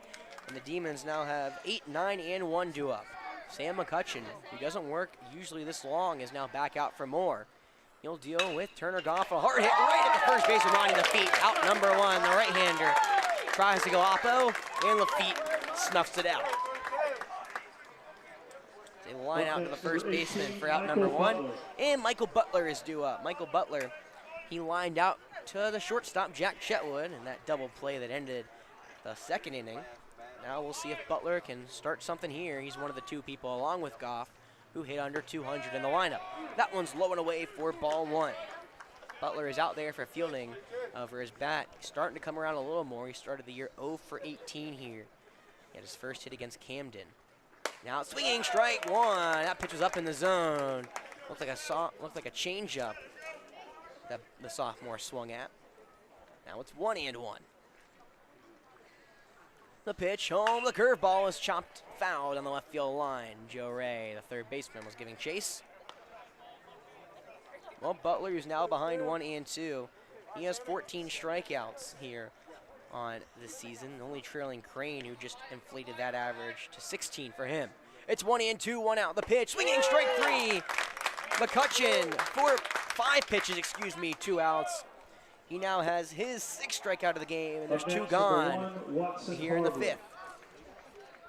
Well, now the top of the order back up for the Demons. This is where it can get sort of scary for AC Florida. However, Watson Harvley has not found the key to unlock the code that is Sam McCutcheon tonight. He's 0 for 2, both via the strikeout. There's 2 down, top of the 5th. McCutcheon will come home. Now he's showing bunt down the left field side. The 3rd baseman, Ray, can't glove it. And Harvley is aboard with a 2-out bunt single. We'll see how they rule that one. It looked like Joe Ray may have had him at first, but he worked a little too quickly. Yeah, that one's an error. I agree, but they haven't ruled it yet, so there it is. So an error on the 3rd baseman, Joe Ray, allows a 2-out base runner. Number 12, And A.J. Jefferson, who's one of the more dangerous hitters here in this Demon lineup, will step into the right-handed batter's box. It's righty on righty yet again as Jefferson, coming in with 20 RBIs, digs in, and Harvley, the team leader in stolen bases, at first. McCutcheon will come home. The pitch, fastball outside, ball 1. So the Falcons have some of the best relievers here in the region. We'll see if they decide to use one here with 2 gone in the 5th. So far, McCutcheon been given the green light to attack the right-handed Jefferson over. This may be his last batter. It looks like the bullpen is becoming to a halt over there, waiting for word. It's 1-0, 2 gone, top of the 5th. Harvley at first, not a big lead for him. McCutcheon goes home, swinging strike 1. The off-speed gets Jefferson to swing through. Looked like a changeup on the inside part of the zone against the right-handed hitter. Now it's 1-1 here with 2 gone. McCutcheon, the righty, trying to work through what would be his 5th inning and what would also be his longest appearance this year here for the Falcons. The sophomore comes set. Harvey will go. The first pitch low. That one's going down to 2nd, and it's bouncing in. It will go into the center fielder, Evan Smith's glove, and Harvey does not break for 3rd. So Harvey, even though he got a very short lead, swipes 2nd without much of a hassle. It's now 2-1 here with 2 gone, and the first run of the game in scoring position for the Demons. Well, they're giving McCutcheon the green light, who's been solid so far, other than, well, really the 3, 4, and 5 batters of that first inning. We'll see Roper Wensky, the 2nd baseman, come over and make sure Harvey knows he's there. McCutcheon will go home, though. The 2-1 hard hit to the left side. That's going to get down for a base hit right into Rentz. They're going to pull off the stop sign. Harvey goes by it. The throw to the plate. He gets in, slides around the tag. The Demons score the first run of the game. It was a good throw by Rentz, but it took Hernandez just off the bag, and an RBI single for Jefferson breaks the scoreless tie.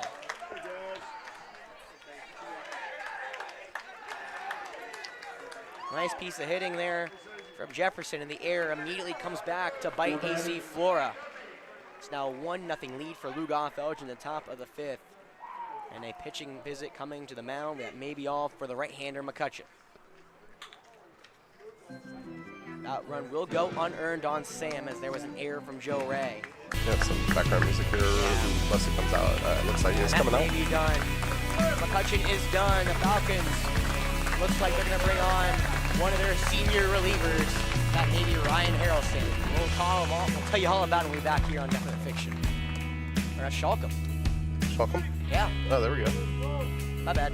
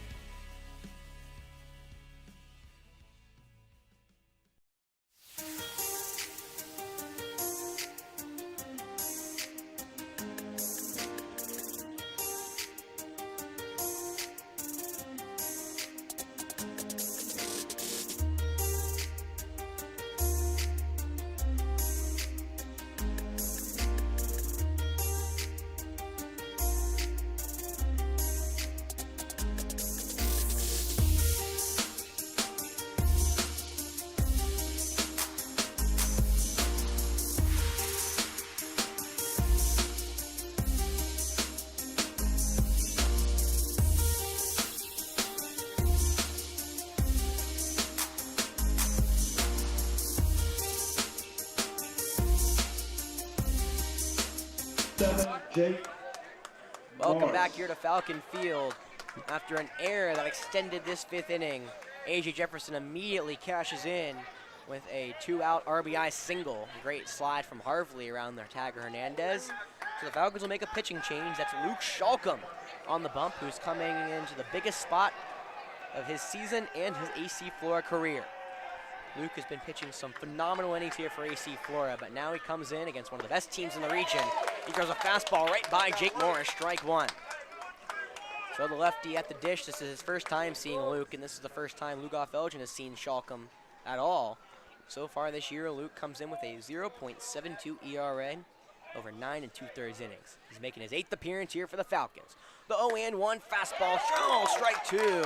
He missed his spot, but he found the zone. It was on the inside part of the zone against Morris. And Shalcom, who was kind of overthrowing his pitches during warm-ups, has come out with 2 straight fastballs, is ahead of the Clemson commit, 0-2. Jefferson over at first. He'll go. The 0-2 comes home. That one's fouled back. And we'll do the 0-2 again, and Jefferson will have to make the run back to first. So Luke coming into this game, he's one of the more, I would say, passionate AC Flora Falcons. He's definitely one to show some emotion after a big play. Yeah, that Miller appearance was pretty awesome. 2 innings pitched, no earned runs in extra innings for Luke. He was phenomenal against the Mavericks. Pitched 2 innings, the Falcons didn't know how they're going to get through. He's ahead 0-2. Jefferson goes again. That pitch outside, ball 1. The throw down to second, not in time. Oh, he is! That one got the tag. I thought Jefferson got in. However, a great tag from Chetwood gets the Falcons out of the inning. So Lugoff-Elgin plates 1 off of an error and an RBI single. We'll go to the bottom of the 5th. The Falcons in need of some offense.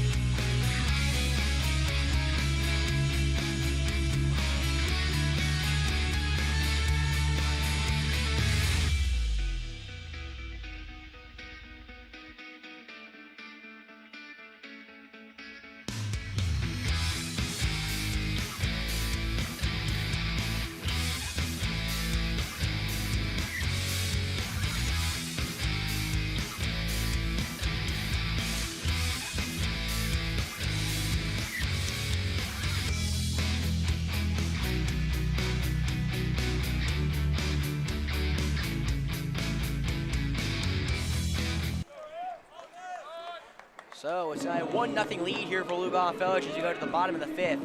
The Falcons, who are down by 1, it does put a little more with Robertson back on the mound. Leading off, Evan Smith. Robertson doesn't allow many runs. Again, coming into today with a 0.25 ERA, and he's lowered it through his first 4 innings of work. You'll get 7-9 here against AC Flora. It's righty on righty as Evan Smith swings through a first pitch fastball down the middle. First strike 1. Catcher didn't seem phased on that, but that hurt me. Yeah, went right into the, looks like face mask of Turner Goff. Yeah, like the side of the helmet. Well, it's 0-1 Robertson. Fully lined up and deal the 0-1, and Smith will foul that one down the right field line out of play, and it's now 0-2. Robertson, who usually works, if your math is mathing along with me, around 5 to 6 innings through his start, so you got to imagine that he'd be going for most of this game. See if the Falcons can find that offense and get on the board. It's 0-2 here against Smith. The pitch high, ball 1. Good eye from Evan as that was up around the shoulders. Evan against this Lugoff-Elgin team was 1 for 5 last year.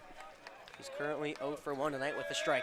The 1-2, the fastball low and away, ball 2. Evan pumping himself up as he leads the box. Smith coming in, hitting a solid .333 as he calls time. Again, one of the few seniors on this team that saw these Lugoff-Elgin Demons last year in full force. He's looking to kind of jumpstart his season. I mean, he's been one of the better players on the Legion and the Falcons the last couple of years. The 2-2 is swung through for strike 3, and Smith has back-to-back strikeouts. Robertson has another one. That's number 6 for him. And there's one down here in the 5th. Well, Monty Lafitte, who flew out, or rather popped out the first baseman back in the 2nd inning. Here comes up now. He's 0 for 1, as I said, and this young sophomore is getting a lot more appearances at the dish. We'll see if he can start the Falcons' offense. There's only been 3 hits in the game and 1 error. That's equated to 1 run for Lugoff-Elgin. Falcons going to try to see if they can get their offense going here. The first pitch, the fastball outside for ball 1. Thank you. So this pitching matchup's been great, but the coaching matchup is just as great. Coach Howard, as we all know, working his 27th season, the 1-0, right down Broadway, strike 1. Coach Howard started in 1998, and he holds a 72% win percentage here with AC Flora. Coach Frankie Ward here for the Demons. He became the coach of the Demons after the 2020 pandemic. Lafitte fouls that one back off over the net. It's now 1-2. Ward was the Lakeland athletic director before he came to coach Lugoff-Elgin, and with his time here, he's 67, 34, and 1. Pretty darn good if you ask me. 1-2, 1 out. The curveball over the head of Lafitte, and that will be ball 2. Lafitte had to duck out of the way. It still almost hit him after he ducked out of the way. But he got out of the way nonetheless, and he'll stay at the plate here. Yeah, Monty's got to take that one. Take one for the team. It's 2-2, 1 gone. Robertson will come home. The pitch just inside. The slider just misses. And we'll have a full count here. That missed by much, Jeff?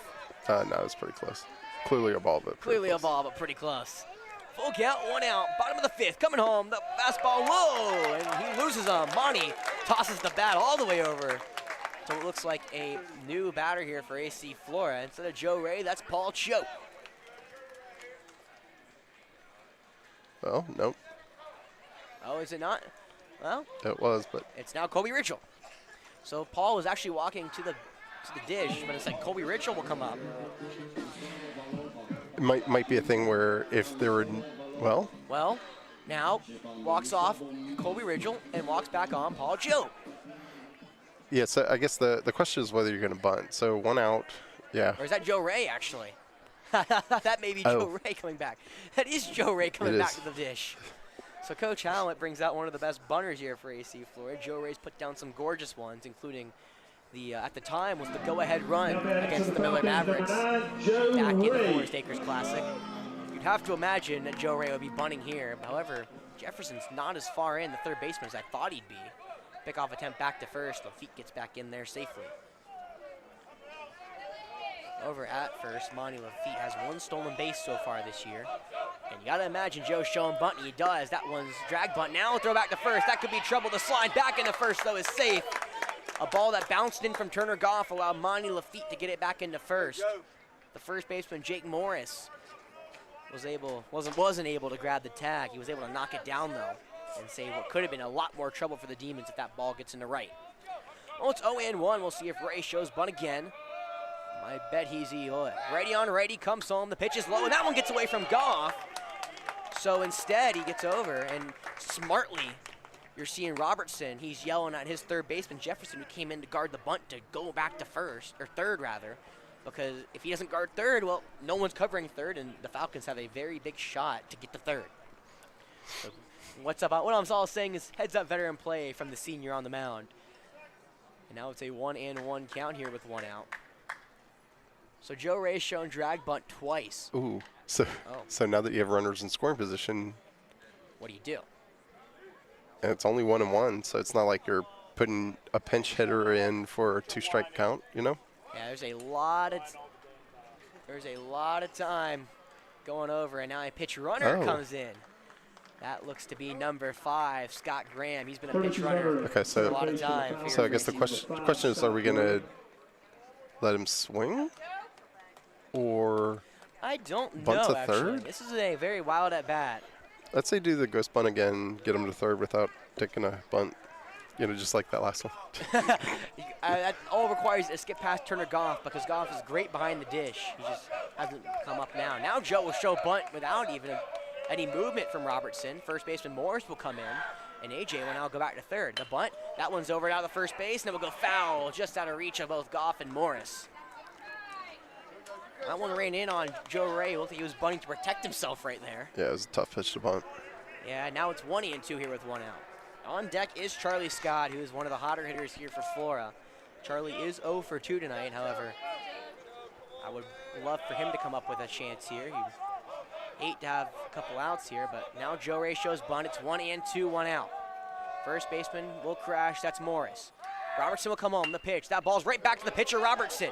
He will pick up the ball and fire to first. It's a dart to the second baseman, Harvley, who covers the bag, and Harvley almost throws that one away. That one was the third baseman. Jefferson able to knock it down.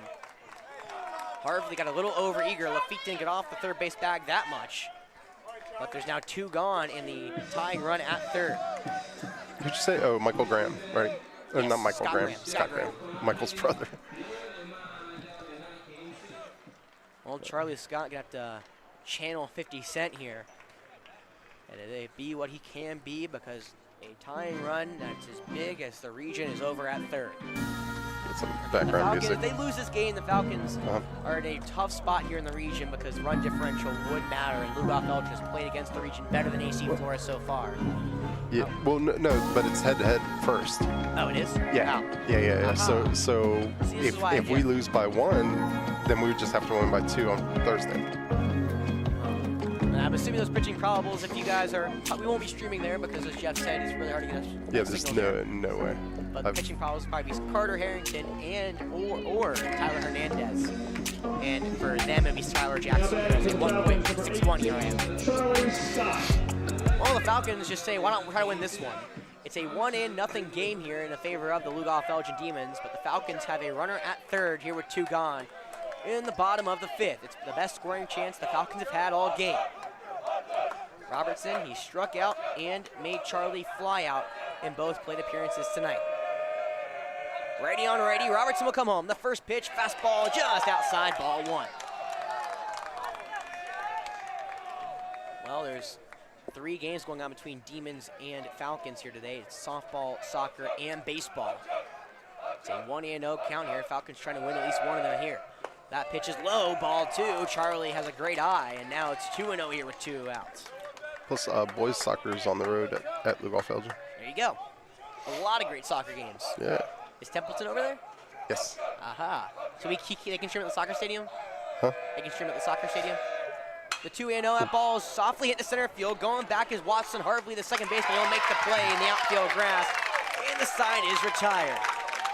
So the Falcons get a man on first after a 1-out walk, but they strand him over at third. Lugoff-Elgin leads 1-0. We're gonna go to the top of the 6th.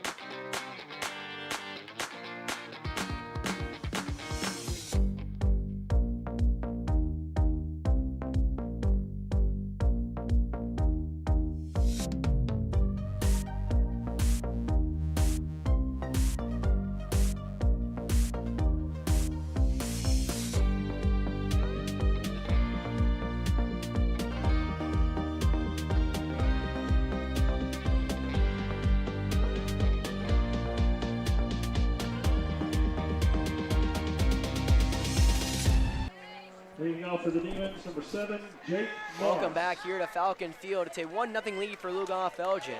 At the dish is Jake Morris, who's going to try to start something here for the Demons in the 6th and extend it. Lugoff-Elgin had a 2-out error that allowed the leadoff man, Watson Harvey, to get on base, and immediately A.J. Jefferson cashed in and got him home. That's where we stand right now. Luke Schalkum, the righty, back at the mound. Right-hander versus left-hander. He'll come home. The first pitch, the bunt attempt is pulled back for ball 1 as it goes outside. Looks like there's a shift on Morris yet again. Everyone, including the shortstop, except for Joe Ray, is on the right side of the infield. Chetwood's more up the middle, but Ray is the lone man on the left side. And now with Morris showing bunt, we'll see if it matters. The 1-0 comes home. That pitch is high, hit to the left side. Long run for the third baseman, Joe. He has room in foul territory and makes the play for out number 1. Not an easy play for Joe Ray, who was pretty much running straight back. But he settles under it for out number 1. Up next, number 14, Maverick Grigsby. So in the name of the day, Maverick Grigsby will come back up. Maverick got on base twice, once via the drop third strike and once via the walk. You'll see if he can do it for lucky number 3 here today. Maverick is now behind in the RBI category to his teammate A.J. Jefferson. We'll see if he can catch him with a solo shot. The righty on righty, as Luke will deal the off-speed low for ball 1.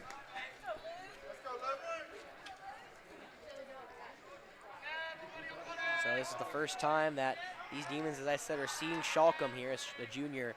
Didn't pitch much last year, but he's become one of the key pieces of this bullpen for AC Flora, which may be the best in the region. Flora has 3 people in that bullpen that have an sub-1 ERA. It's 1-0, 1 out, top of the 6th. That pitch chopped over to third. Joe Ray got it on the low hop. He'll take his time, throw it to first for out number 2.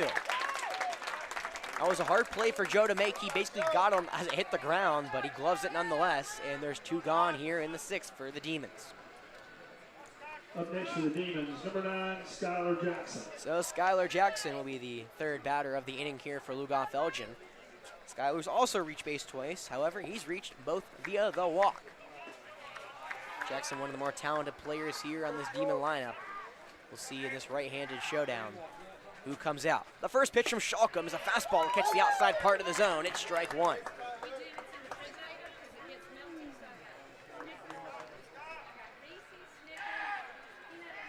Well, Schalkum, he'll now come home. The 0-1 fastball, that one's away for ball 1. Schalkum looked like those 2 pitches weren't that far apart. One was called a strike, one was called a ball. Skylar coming into the day in his last 5 games, 4 for 11 with a homer. It's 1-1. The pitch, the breaking ball is low and away for ball 2. Skylar now has 7 walks in his last 5 games. He's such a patient hitter and a very dangerous hitter at that he's allowed to be patient. It's 2-1, 2 gone. Top of the 6th, the ball swinging, strike 1. Looks like a changeup right down Broadway, and Jackson was fooled. So Falcons trying to get out of the 6th with no damage and keep the 1-0 lead intact and try to come up and tie it. It's 2-2, 2 gone. Schalkum, the right-hander, he'll wind. He'll deal home. The pitch, the off-speed is slide in the left field, and that one is gone. No doubt home run for Jackson. No, it's off the wall, my bad. That looked like a great moonshot with high arcing. However, that one just fell short of the wall. And the batter was jogging to first like it was a home run. I mean, I think everyone here at the stadium thought it was me a homer. Except you, Jeff. Maybe you knew. Well, when you said it was a no-doubter, I was like, oh, this is falling. I mean, it looked like it was a no-doubter, but that ball, it got to his apex in the air and then just dropped straight down. So it's crazy. So that one looked like it was gone, but then the one on Saturday, that just apparently caught wind way up in the air. Should have been 20 feet short of the fence, and it went over. Yeah, it's one of these weird things that it's such a. I guess the wind plays a factor here a little bit because we're talking about how the wind got caught in the upstream against the Hilton Head Christian Academy game. There's no wind here today. Yeah. Legitimately dead. And now Luke Schalkum going to take his time on the mound, get a pitching mound visit here. I mean, so that was Schalkum's kind of biggest scare of his high school career, not college. So we'll have to see how he responds. As we get some music on in the background, and there is exactly on cue, even before. We'll see how Luke can rebound. I mean, he's got no love loss in between. Yeah, so where are we at in their order? This is number 6 in the order, Logan Crane. Logan Crane, struck out yeah, twice. Struck out twice. There you go. However, but those were both against both against McCutcheon. So. And I think that's what you want to tell your pitcher. It's, Well, the Falcons are trailing by 1. Lugoff-Elgin has that man on second. That would be an insurance run and an add-on to that one. It's all about run differential here. As game 2 is tomorrow. tomorrow Thursday. Or Thursday, whatever day it is, you know. Yeah. Well, Luke Shalcom, after a home run scare, will now come back to the bump. It's a righty on righty, 2 gone here in the top of the 6th. Falcons trying to keep an insurance run at second after we thought Skylar Jackson had a homer. Well, Logan Crane will dig in, the right-hander, and he struck out twice today. Luke will take his time, and now he'll fire home. The first pitch is a fastball, outside corner, strike 1. Nice pitch from Shalcom. Crane wasn't happy with it, but he'll step back in behind 0-1. Crane has 9 RBIs. He does have a homer along with those, but he's also now struck out 17 times on the season. He leads the Demons. It's 0-1. Shalcom will come home. The fastball just missed outside. Ball 1. That one didn't miss by much if it did. Either way, it's now 1-1. The Falcons, as we said, as I got wrong, they play on Thursday at Lugoff-Elgin, and then will come home on Saturday and play their second game with Dreer. So 1-1 count, 2 gone. The pitch home is hit hard in the left field, and that will get down for extra bases. Running hard around third, Jackson will now jog in, and that ball is out of play, meaning a ground rule double for Logan Crane.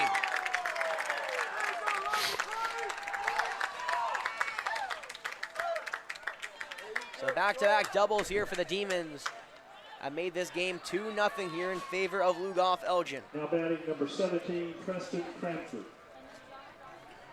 We'll see how Luke Shalcom can respond. He was looking good up until then. He had a foul fly out and a ground out, but Logan Crane and Skylar Jackson said, no, we're gonna make this kid sweat a little more.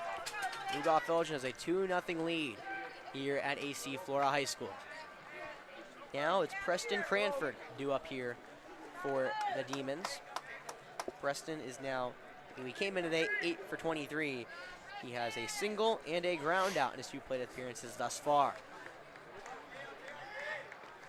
This looks to be a little action in the Falcon bullpen. I think I heard a ball. We'll see if Shaw can get rid of the threat, though, as Cranford will step out.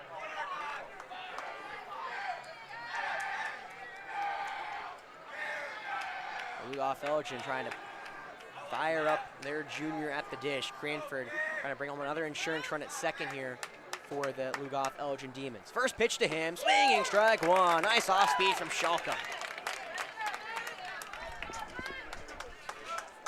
So Shalcom, who didn't allow a run in his last 2 appearances on the bump, has now allowed his first one here and trying to keep the second one off the board. It's righty on righty. Hernandez sets up outside. The 0-1 will come home. The fastball bounces in, but Hernandez gloves it. Looked like the second base runner, Crane, was trying to go, but he'll be held at second.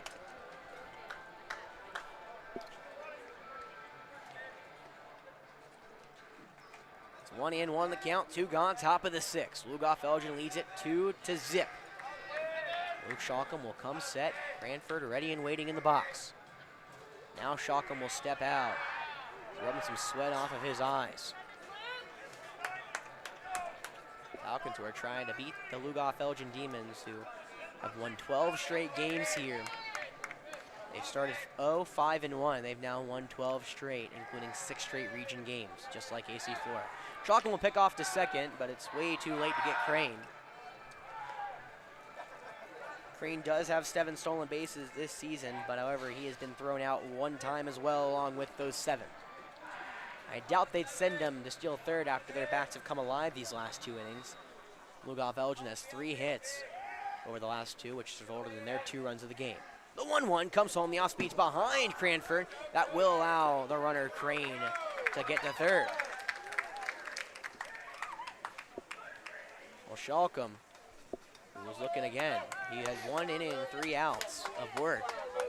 And then all of a sudden, what we thought was a homer from Skylar Jackson and a RBI double from Logan Crane. made Shalcombe sweat a little more. It's 2-1 here with 2 outs. Shalcombe now has a runner in his eye slap. He'll come home. That ball low and away. Hernandez does a great job of sliding in front of that. And now it's 3-1 here with 2 outs.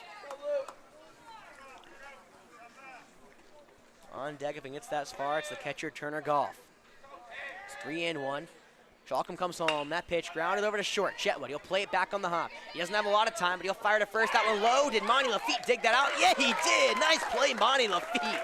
He saves a run, and the Falcons leave a runner stranded at third, but not before an RBI double makes it 2-0 for Lugoff-Elgin. The Falcons will have the heart of the order up in the bottom half, looking for some runs.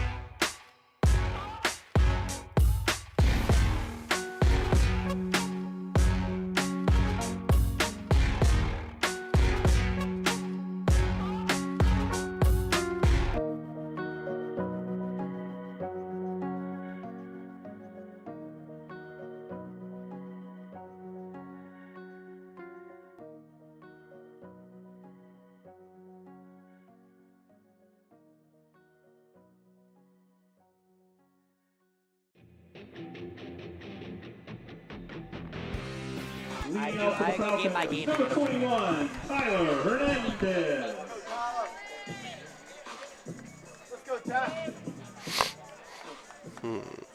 All right. Tyler Hernandez to lead things off.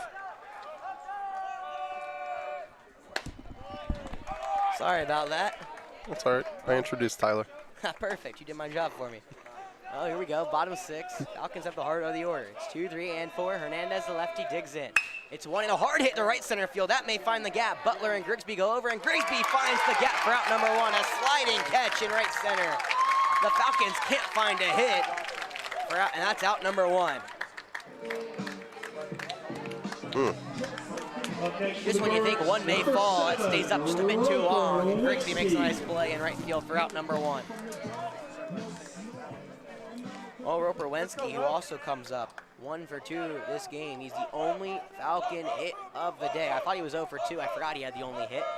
Robertson's still out there for more. The slider's right down Broadway for strike number 1. Roper's got a single, and he struck out this game so far. He's one of the best Falcons hitters. He leads the team in average. It's 0-1, one gone. The slider is behind Roper. You think it's a curveball, but it's not. Now it's 1-1 here. Well, it's righty on righty, and Robertson is working into his 6th inning today. He's allowed 1 hit, he struck out 6, and only walked 2 Falcons. Falcons need some offense. They want to get back. They're down 2-0. Swinging strike 2. Look inside all the way, and Roper pulled the trigger on it. Now it's 1-2 here with 1 gone.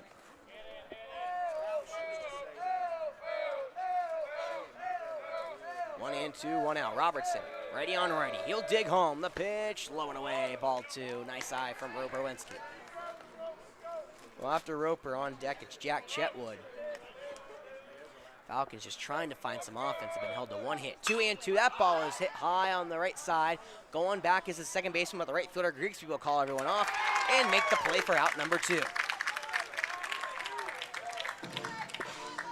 Well, 2 plays from Maverick Grigsby in right field.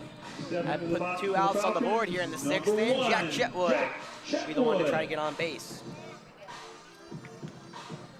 Falcons have only got on base 4 times tonight, 1 in each inning except the 4th. They've been held to 1 hit, 2 walks, and a dropped 3rd strike. We'll see if Chetwood can find the base pass. He hasn't got on. He pulls back his bunt attempt for strike one on the outside part of the plate. It's righty on righty here as Chetwood has flown out and grounded out so far this evening. Robertson has looked unbeatable so far. The 0-1 will come home. The fastball lowered away, ball one. That's been the one kind of weak spot of Robertson. If he misses, he's missing low and almost away. He's a great catcher Goff behind the dish. He's not what many gets the backstop though. It's 1-1, the pitch right down, chopped back over to Robertson who backhands it. He throws a dart to Jake Morris for out number 3. Looked like Chetwood didn't want to go. It was a check swing, ground out. The Falcons are down to their final 3 outs, but they got to keep the lead at 2. It's going to be a 2-0 lead here for the Demons going to the 7th.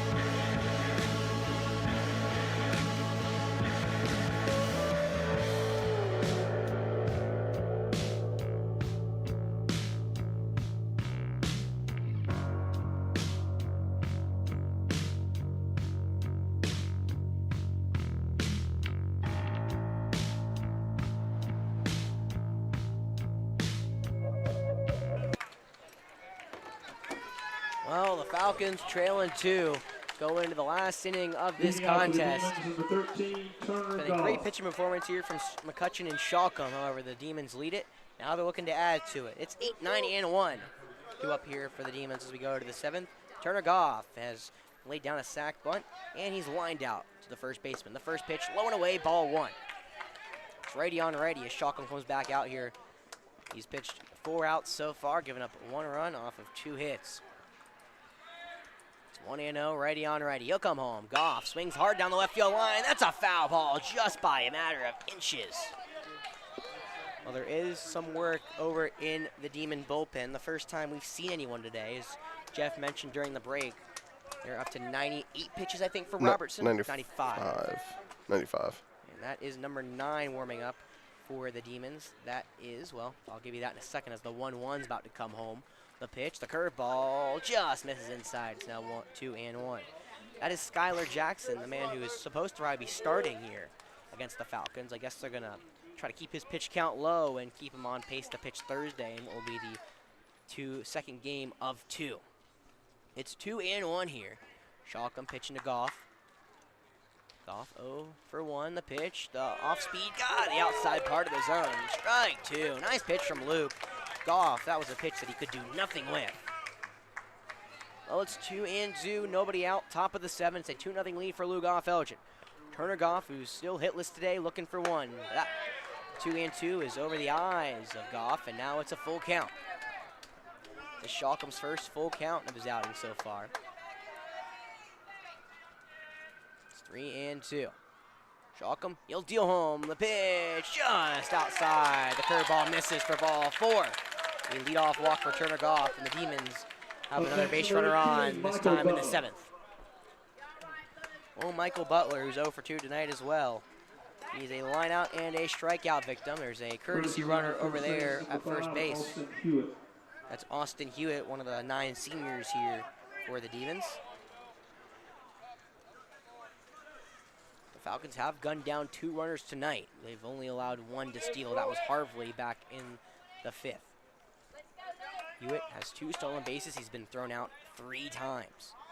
We'll see how aggressive Lugoff-Elgin is here with a 2-run lead. Butler will now show bunt. Throw pitch. He was an attempt. It was a strike now. A snap back throw to first. Not in time as that throw brought Lafitte into foul territory and gave an easy slide back opportunity for Hewitt.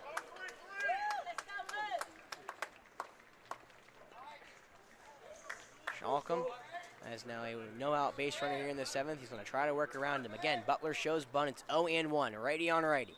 Shalcom comes home. That curveball's high. Did he go? It's not back to first. Not in time. He did not go. Just brought that bump back, it seems. It's now 1-1. Butler's only hitting 158 so far this season. That has to have been lowered so far this evening. I don't have the up-to-date stats. I do have what everyone's coming in with. A 1-1 count, nobody gone. Falcons chasing 2 over Lugoff-Elgin, trying to extend this lead. The 1-1, he shows bunt. That one just misses outside. It's ball 2. That fastball didn't miss by much, and Hernandez will come out and talk to his pitcher.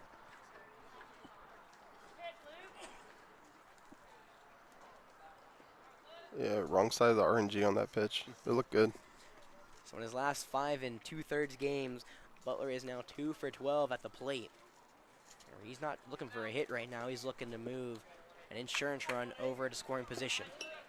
Sam McCutcheon was brilliant today. 4 2/3 innings, 0 earned runs. 1 was unearned off the air. Only allowed 1 hit, strict strikeouts, and 3 walks. But he's in line for the loss. It's 2-1. The pitch comes home. That one's fouled back into the glove of Hernandez. The bunt attempt. It's strike 2. So Butler's going to have to try to swing the bat now, unless they still want to go with it, which could result in a 3rd strike if a foul. 2-2, nobody gone. The courtesy runner, Austin Hewitt at first. Hernandez sets it outside. The pitch, ball 3, it's outside. No offer from Butler, and it's another full count. Back-to-back here for Shalcom. The Falcons have some brilliant other relievers, just like Hank Collins and Ryan Harrelson. However, none seem to be going in the bullpen. Looks like this is Shalcom's inning to go. It's 3-2. And Hernandez on cue will come out and talk to Shalcom. There's been a lot of that tonight. Hernandez, he's taken that leadership role in the infield, it seems, tonight at least. And the umpire's going to come talk now, saying they can't be for that long. Lugoff-Elgin is getting a little tired of all these Falcon mound visits tonight. There has been a ton of them. However, they lead it 2-0. On deck, it's the top of the order, and Luke Shalcom definitely doesn't want to deal into them with runners in scoring position. It's full count, nobody gone, top 7. Shalcom, he'll come set. Righty on righty. Runner goes, the pitch home. That one's low for ball 4. Back-to-back walks. I've put 2 on here for the Demons in the 7th. Now batting number 1, Watson Harvey. Well, it's starting to get dangerous here for AC Flora. And now another mound visit on cue for the Falcons. This is dangerous territory that AC Flora is treading.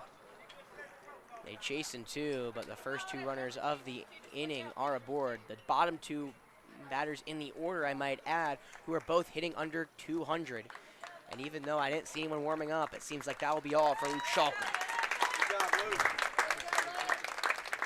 Well, the Falcons now have 2 on with nobody out, and they're going to send in what looks to be Ryan Harrelson, I think, is to the mound. They'll look to extinguish this Demon threat. We'll be right back here on Definite Fiction. We'll allow Harrelson to warm up for our AC Flora Falcons.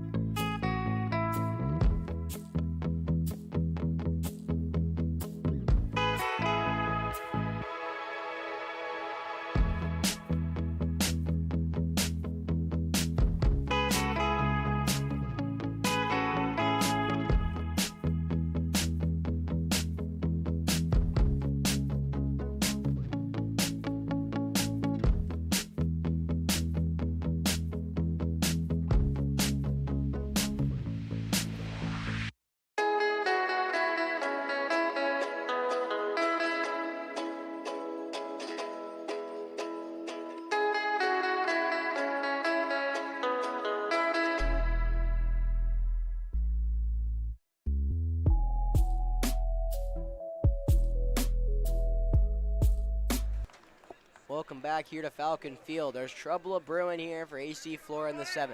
There's 2 on and nobody out. They trail by 2, but Ryan Harrelson will come in to try to extinguish that threat. Harrelson making his 6th appearance this year for AC Flora, donning a 1.68 ERA in his last outing of work. He went 2 innings, allowed 1 run, and struck out 2. It's the top of the order as Watson Harvey will lead off hitter. Well, now, before that happens, Harrelson will look back to runner at second. That's the courtesy runner, Austin Hewitt. He's running for the catcher, Turner Goff. Over at first is Michael Butler. There's noted there's no hold over there at first as Lafitte's on the infield grass. Nobody gone. A right-hander will come home with the first one. Now a bunt to the left side. There's no one covering first. Harrelson can't field it cleanly. The bases are loaded with nobody out here for Lugoff-Elgin. So Harvey's 2nd time getting on base, both while bunting. One was an error. That one will go down as a hit. Or no, that one will go down as an error on Harrelson. That's a tough error for Ryan to take.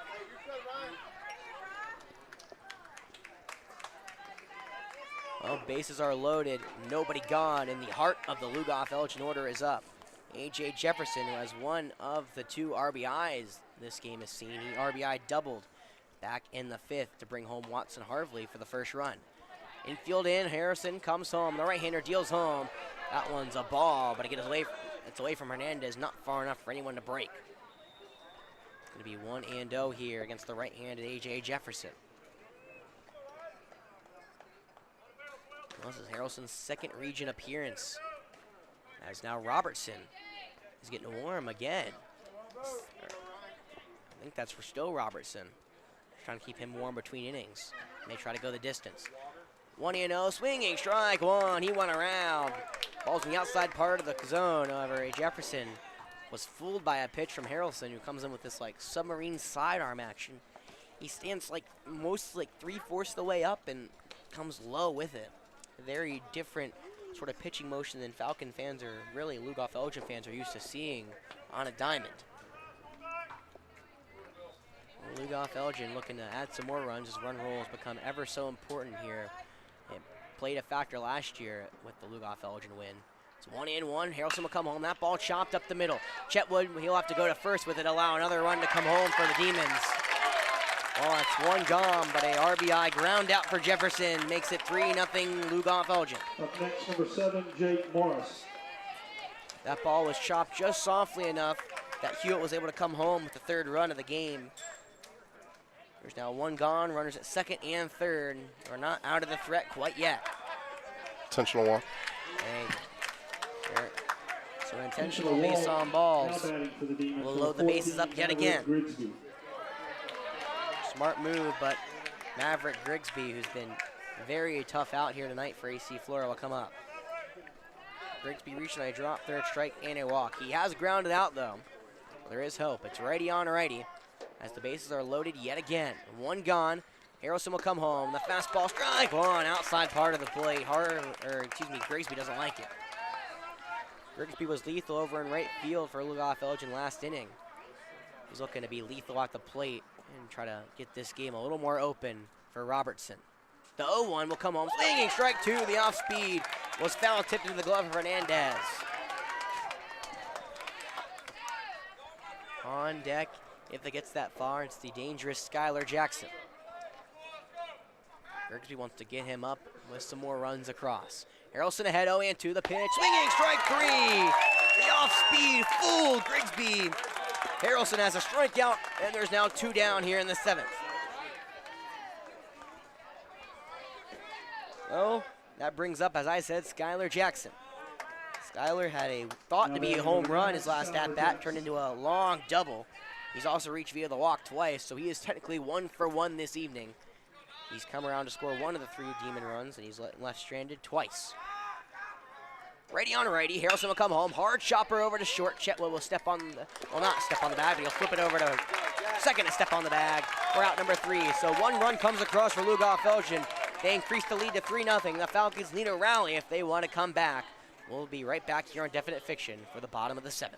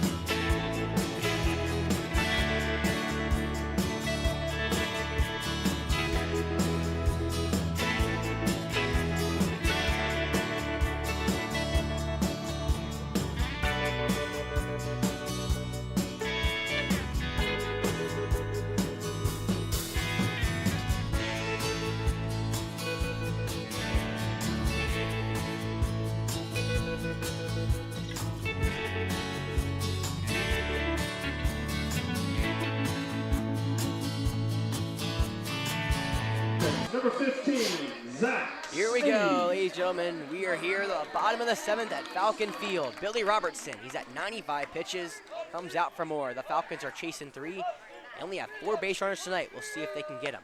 First fastball is way outside against the left-handed Zach Sneed, and we're underway in the 7th. Well, the bottom of the 7th, might I rather emphasize. Zach Sneed has popped out and flown out so far this evening. Next pitch, strike 1, looking on the outside part of the zone. The right-handed Robertson comes in hard.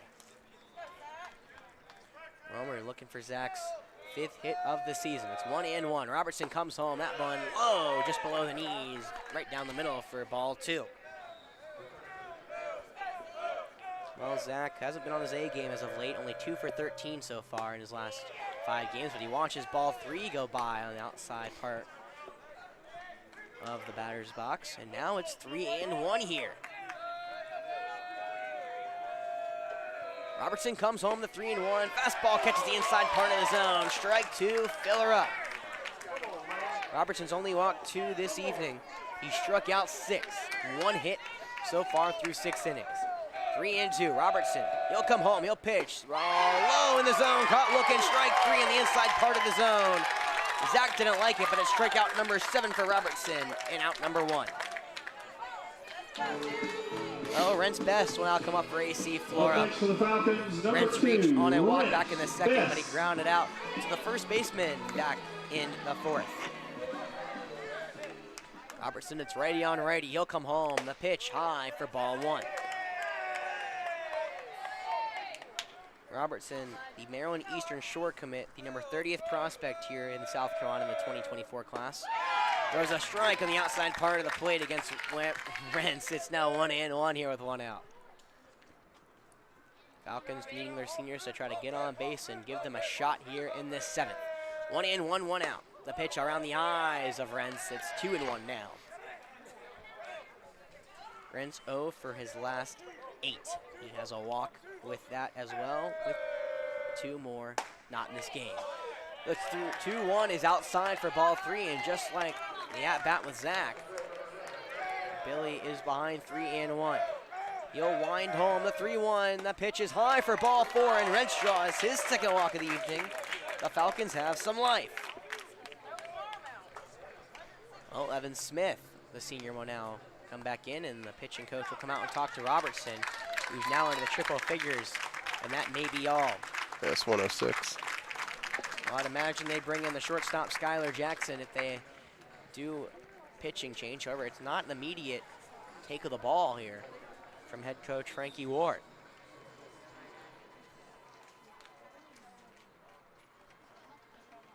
And there it goes. Robertson, a phenomenal outing from Billy. 6 1/3 innings pitched, 1 hit, 7 strikeouts, and 2 walks. We do not know if he's earned a run yet. That runner would be at first in the former Rent's Best. Skylar Jackson will try to come in and finish this game here at AC Flora. There's a pitching change. We'll be right back here at Falcon Field for the final 2 outs or maybe more.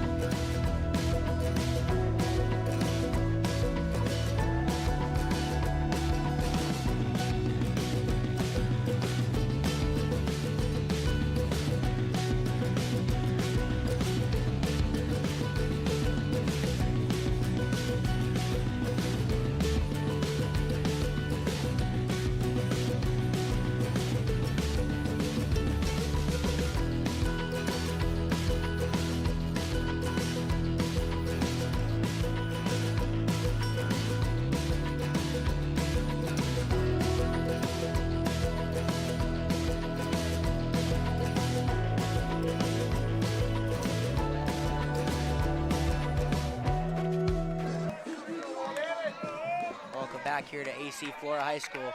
1 down, 1 on. The Falcons are chasing 3. That tying run is on deck. And Lugoff-Elgin has shifted the whole field around. Skylar Jackson, the shortstop, is in to pitch, though. The right-hander will come home with the first one. Low, ball 1 against the right-handed Evan Smith.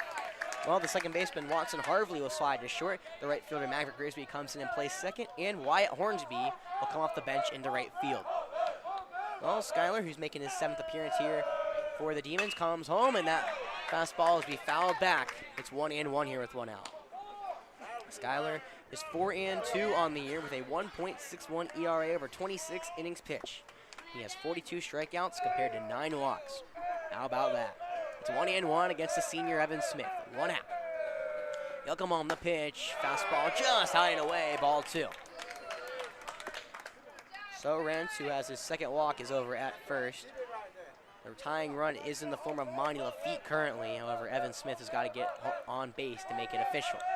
It's 2-1 here. Righty on righty. Jackson comes home. That pitch is skied foul over the netting, and it will be 2-2 now.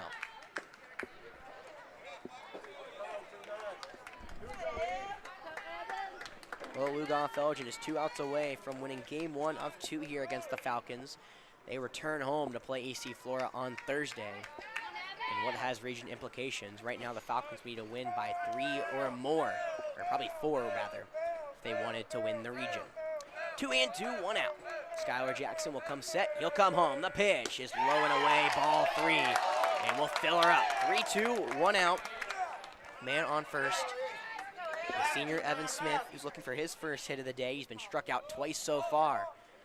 Digs into the right-handed batter's box. The sun has set fully. Full count, coming home, the pitch, strike 3, looking on the outside part of the plate.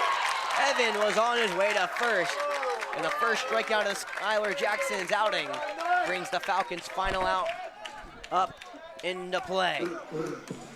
So Smith has struck out 3 times tonight, and Monty Lafitte will dig in to try to keep this game alive. Well, Paul Choate, he is in the on-deck circle, but what did we get that far? 2 outs, runner at first for the right-handed Lafitte. The sophomore watches a fastball go by for strike 1 in the inside part of the zone. Monty has reached off of the walk in the 5th. He popped out in the 2nd. He's looking for his first hit of the night, and the Falcons are being held to 1 hit so far. They've only had 5 base runners this game. The 0-1, come home, the pitch, the slider in the other batter's box. Nice job by Goff. Slides over and keeps Rentz best at first, excuse me. Well, the Falcons needing to find some hits quickly. Not in a bigger spot here against Jackson. It's 1-1, 2 out. The pitch comes home. That one swinging, strike 2. That one's in the chest of Goff, who maybe was not in the chest, as he's hurt. Oh, that's not the chest.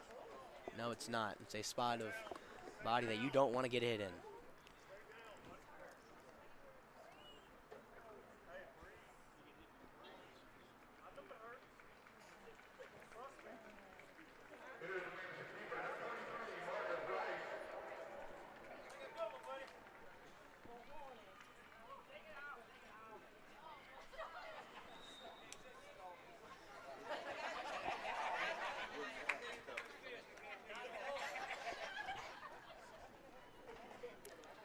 I think everyone here can feel that at home probably as well. It's not a position any of us want to be in, but especially the catcher who's got to get 1 more strike out of the way to end this game.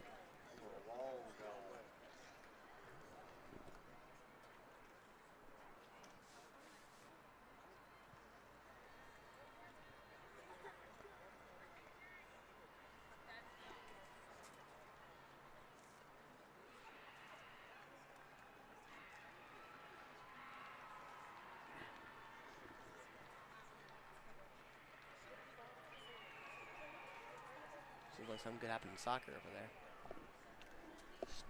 Goff is still down currently, though, here at AC Flora High School.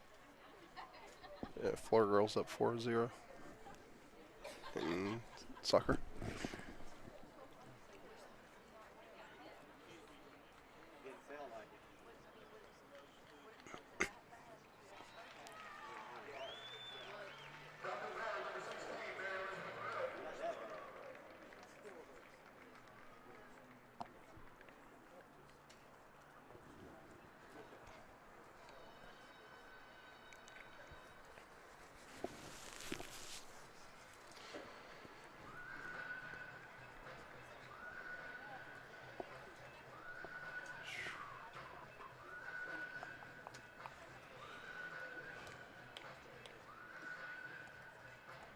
is trying to fight through the pain. Hopefully, they'll be all right enough to finish this one out.